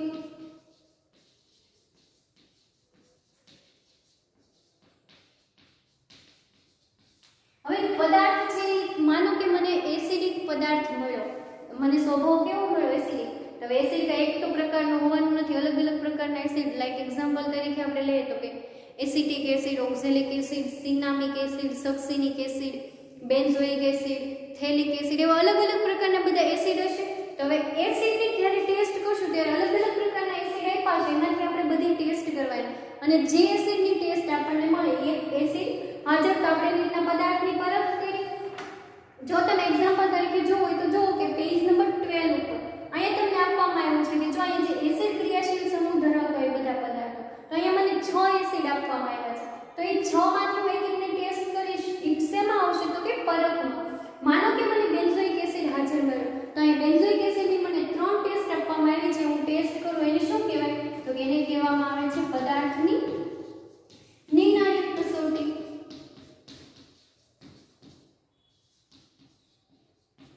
પદાર્થની નિર્ણાયક કસોટી કહેવામાં આવે છે. પદાર્થની પરખ થઈ ગઈ, પદાર્થની નિર્ણાયક થઈ ગઈ એટલે આપણને એન્ડમાં શું ખબર પડી ગયું કે આપણી પાસે કયો કેમિકલ કમ્પાઉન્ડ પ્રેઝન્ટ હતો, આપણને એનું નામ પણ છે એ ખબર પડી ગઈ. હવે વાત આવે કે કમ્પાઉન્ડ તો ખબર પડી ગઈ પરંતુ એનું લેવામાં આવે છે ગલન બિંદુ અને ઉત્કલન બિંદુ.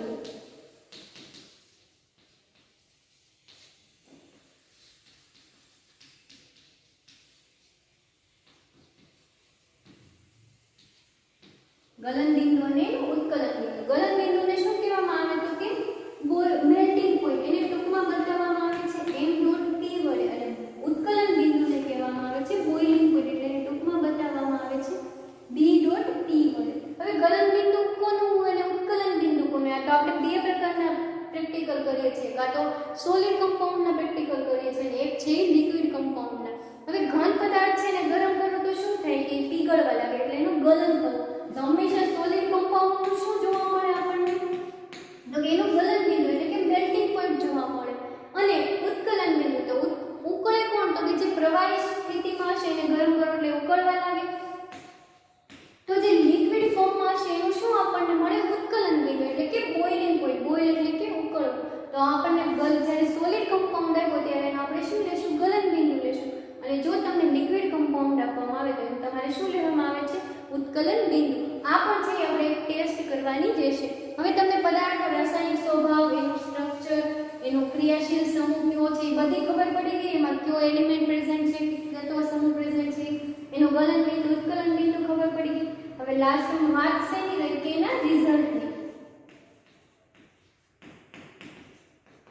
તો હવે રિઝલ્ટમાં છે એ કેટલી વસ્તુ બતાવવાની આવે. રિઝલ્ટનો પણ એક સ્પેસિફિક ક્રમ હોય. જેમ તમે પહેલેથી એક ટેસ્ટ કરી એક ક્રમ વાઇઝ, એવી જ રીતના રિઝલ્ટમાં પણ ક્રમ વાઇઝ ટેસ્ટ કરવાની.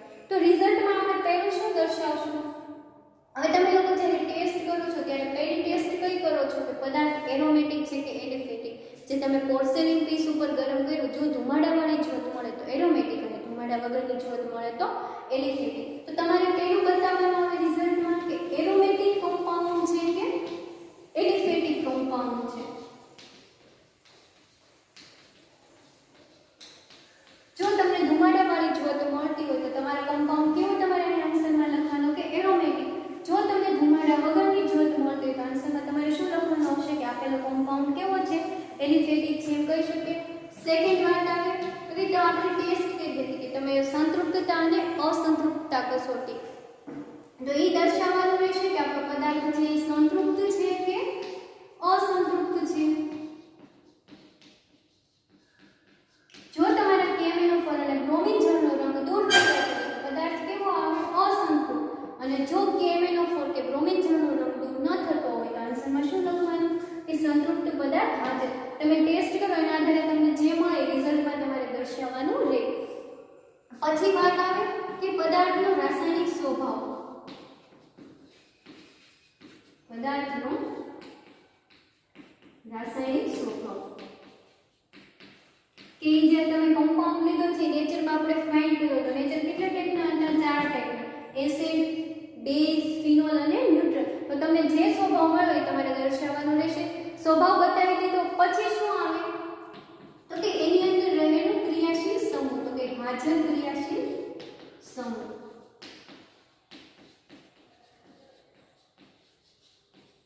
હાજર ક્રિયાશીલ સમૂહ કયો છે? આપણને જે ક્રિયાશીલ સમૂહ મળ્યો હોય એ તમારે દર્શાવવાનો રહેશે.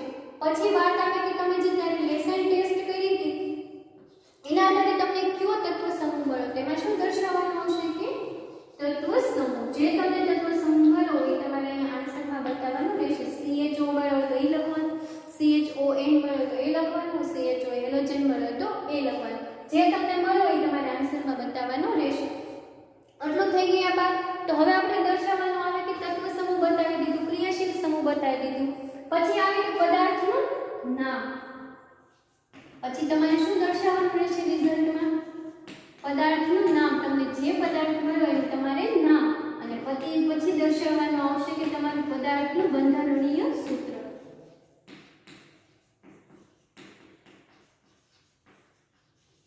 બંધારણીય સૂત્ર એટલે કે આપણે સ્ટ્રક્ચર એનું ડ્રો કરવાનું. માનો કે મને બેન્ઝોઇક એસિડ મળ્યો તો બેન્ઝોઇક એસિડનું સ્ટ્રક્ચર ક્યાંક આ ટાઈપનું જોવા મળશે મને.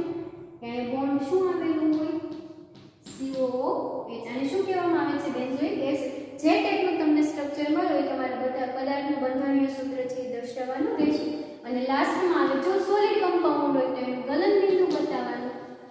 અને જો તમે કમ્પાઉન્ડ લિક્વિડ લીધો હોય તો એનું શું બતાવવાનું આવે છે? ઉત્કલન બિંદુ છે એ તમને જથ્થો મળ્યો હોય તમને દર્શાવવાનું રહેશે. તો આ હતું તમારું રિઝલ્ટ. તો એટલી પ્રોસેસ કરો ત્યારે તમારો ઓર્ગેનિક જે કમ્પાઉન્ડ છે અનનોન હતો એ આપણે માટે કેવો થઈ જાય? નોન થઈ જાય. એટલે કે એ જાણીતો થઈ ગયું. કારણ કે લાસ્ટમાં આપણને પદાર્થનું નામ, બંધારણીય સૂત્ર, એનું ગલન બિંદુ, ઉત્કલન બિંદુ, એમાં હાજર રહેલો ફંક્શનલ ગ્રુપ, તત્વ સમૂહ, રાસાયણિક સ્વભાવ એ બધી વસ્તુ છે આપણને ખબર પડી ગઈ. તો એટલી પ્રોસેસ છે એ કરો ત્યારે તમારો એક OS નો પ્રેક્ટિકલ એટલે કે ઓર્ગેનિક સ્પોર્ટિંગ નો પ્રેક્ટિકલ છે એ કમ્પ્લીટ થાય. આઈ હોપ કે તમે લોકોને આ વસ્તુ છે એ સમજાઈ ગઈ હોય. આજે છે આપણે શું કર્યું તો કે થિયરી બેઝ ઉપર બધી ટેસ્ટ છે. હવે જ્યારે આપણે નેક્સ્ટ સેશનમાં પાછા મળશું ત્યારે આપણે એનું પ્રેક્ટિકલ પરફોર્મ એટલે કે બધી ટેસ્ટ જે થિયરી બેઝ છે એ કઈ રીતના પ્રેઝન્ટ કરવાની છે એના વિશેની વાત કરશું. તો આજનું સેશન છે અહીંયા કમ્પ્લીટ થાય છે. હવે પાછા મળશું આપણે નેક્સ્ટ સેશનમાં. Thank you all of you.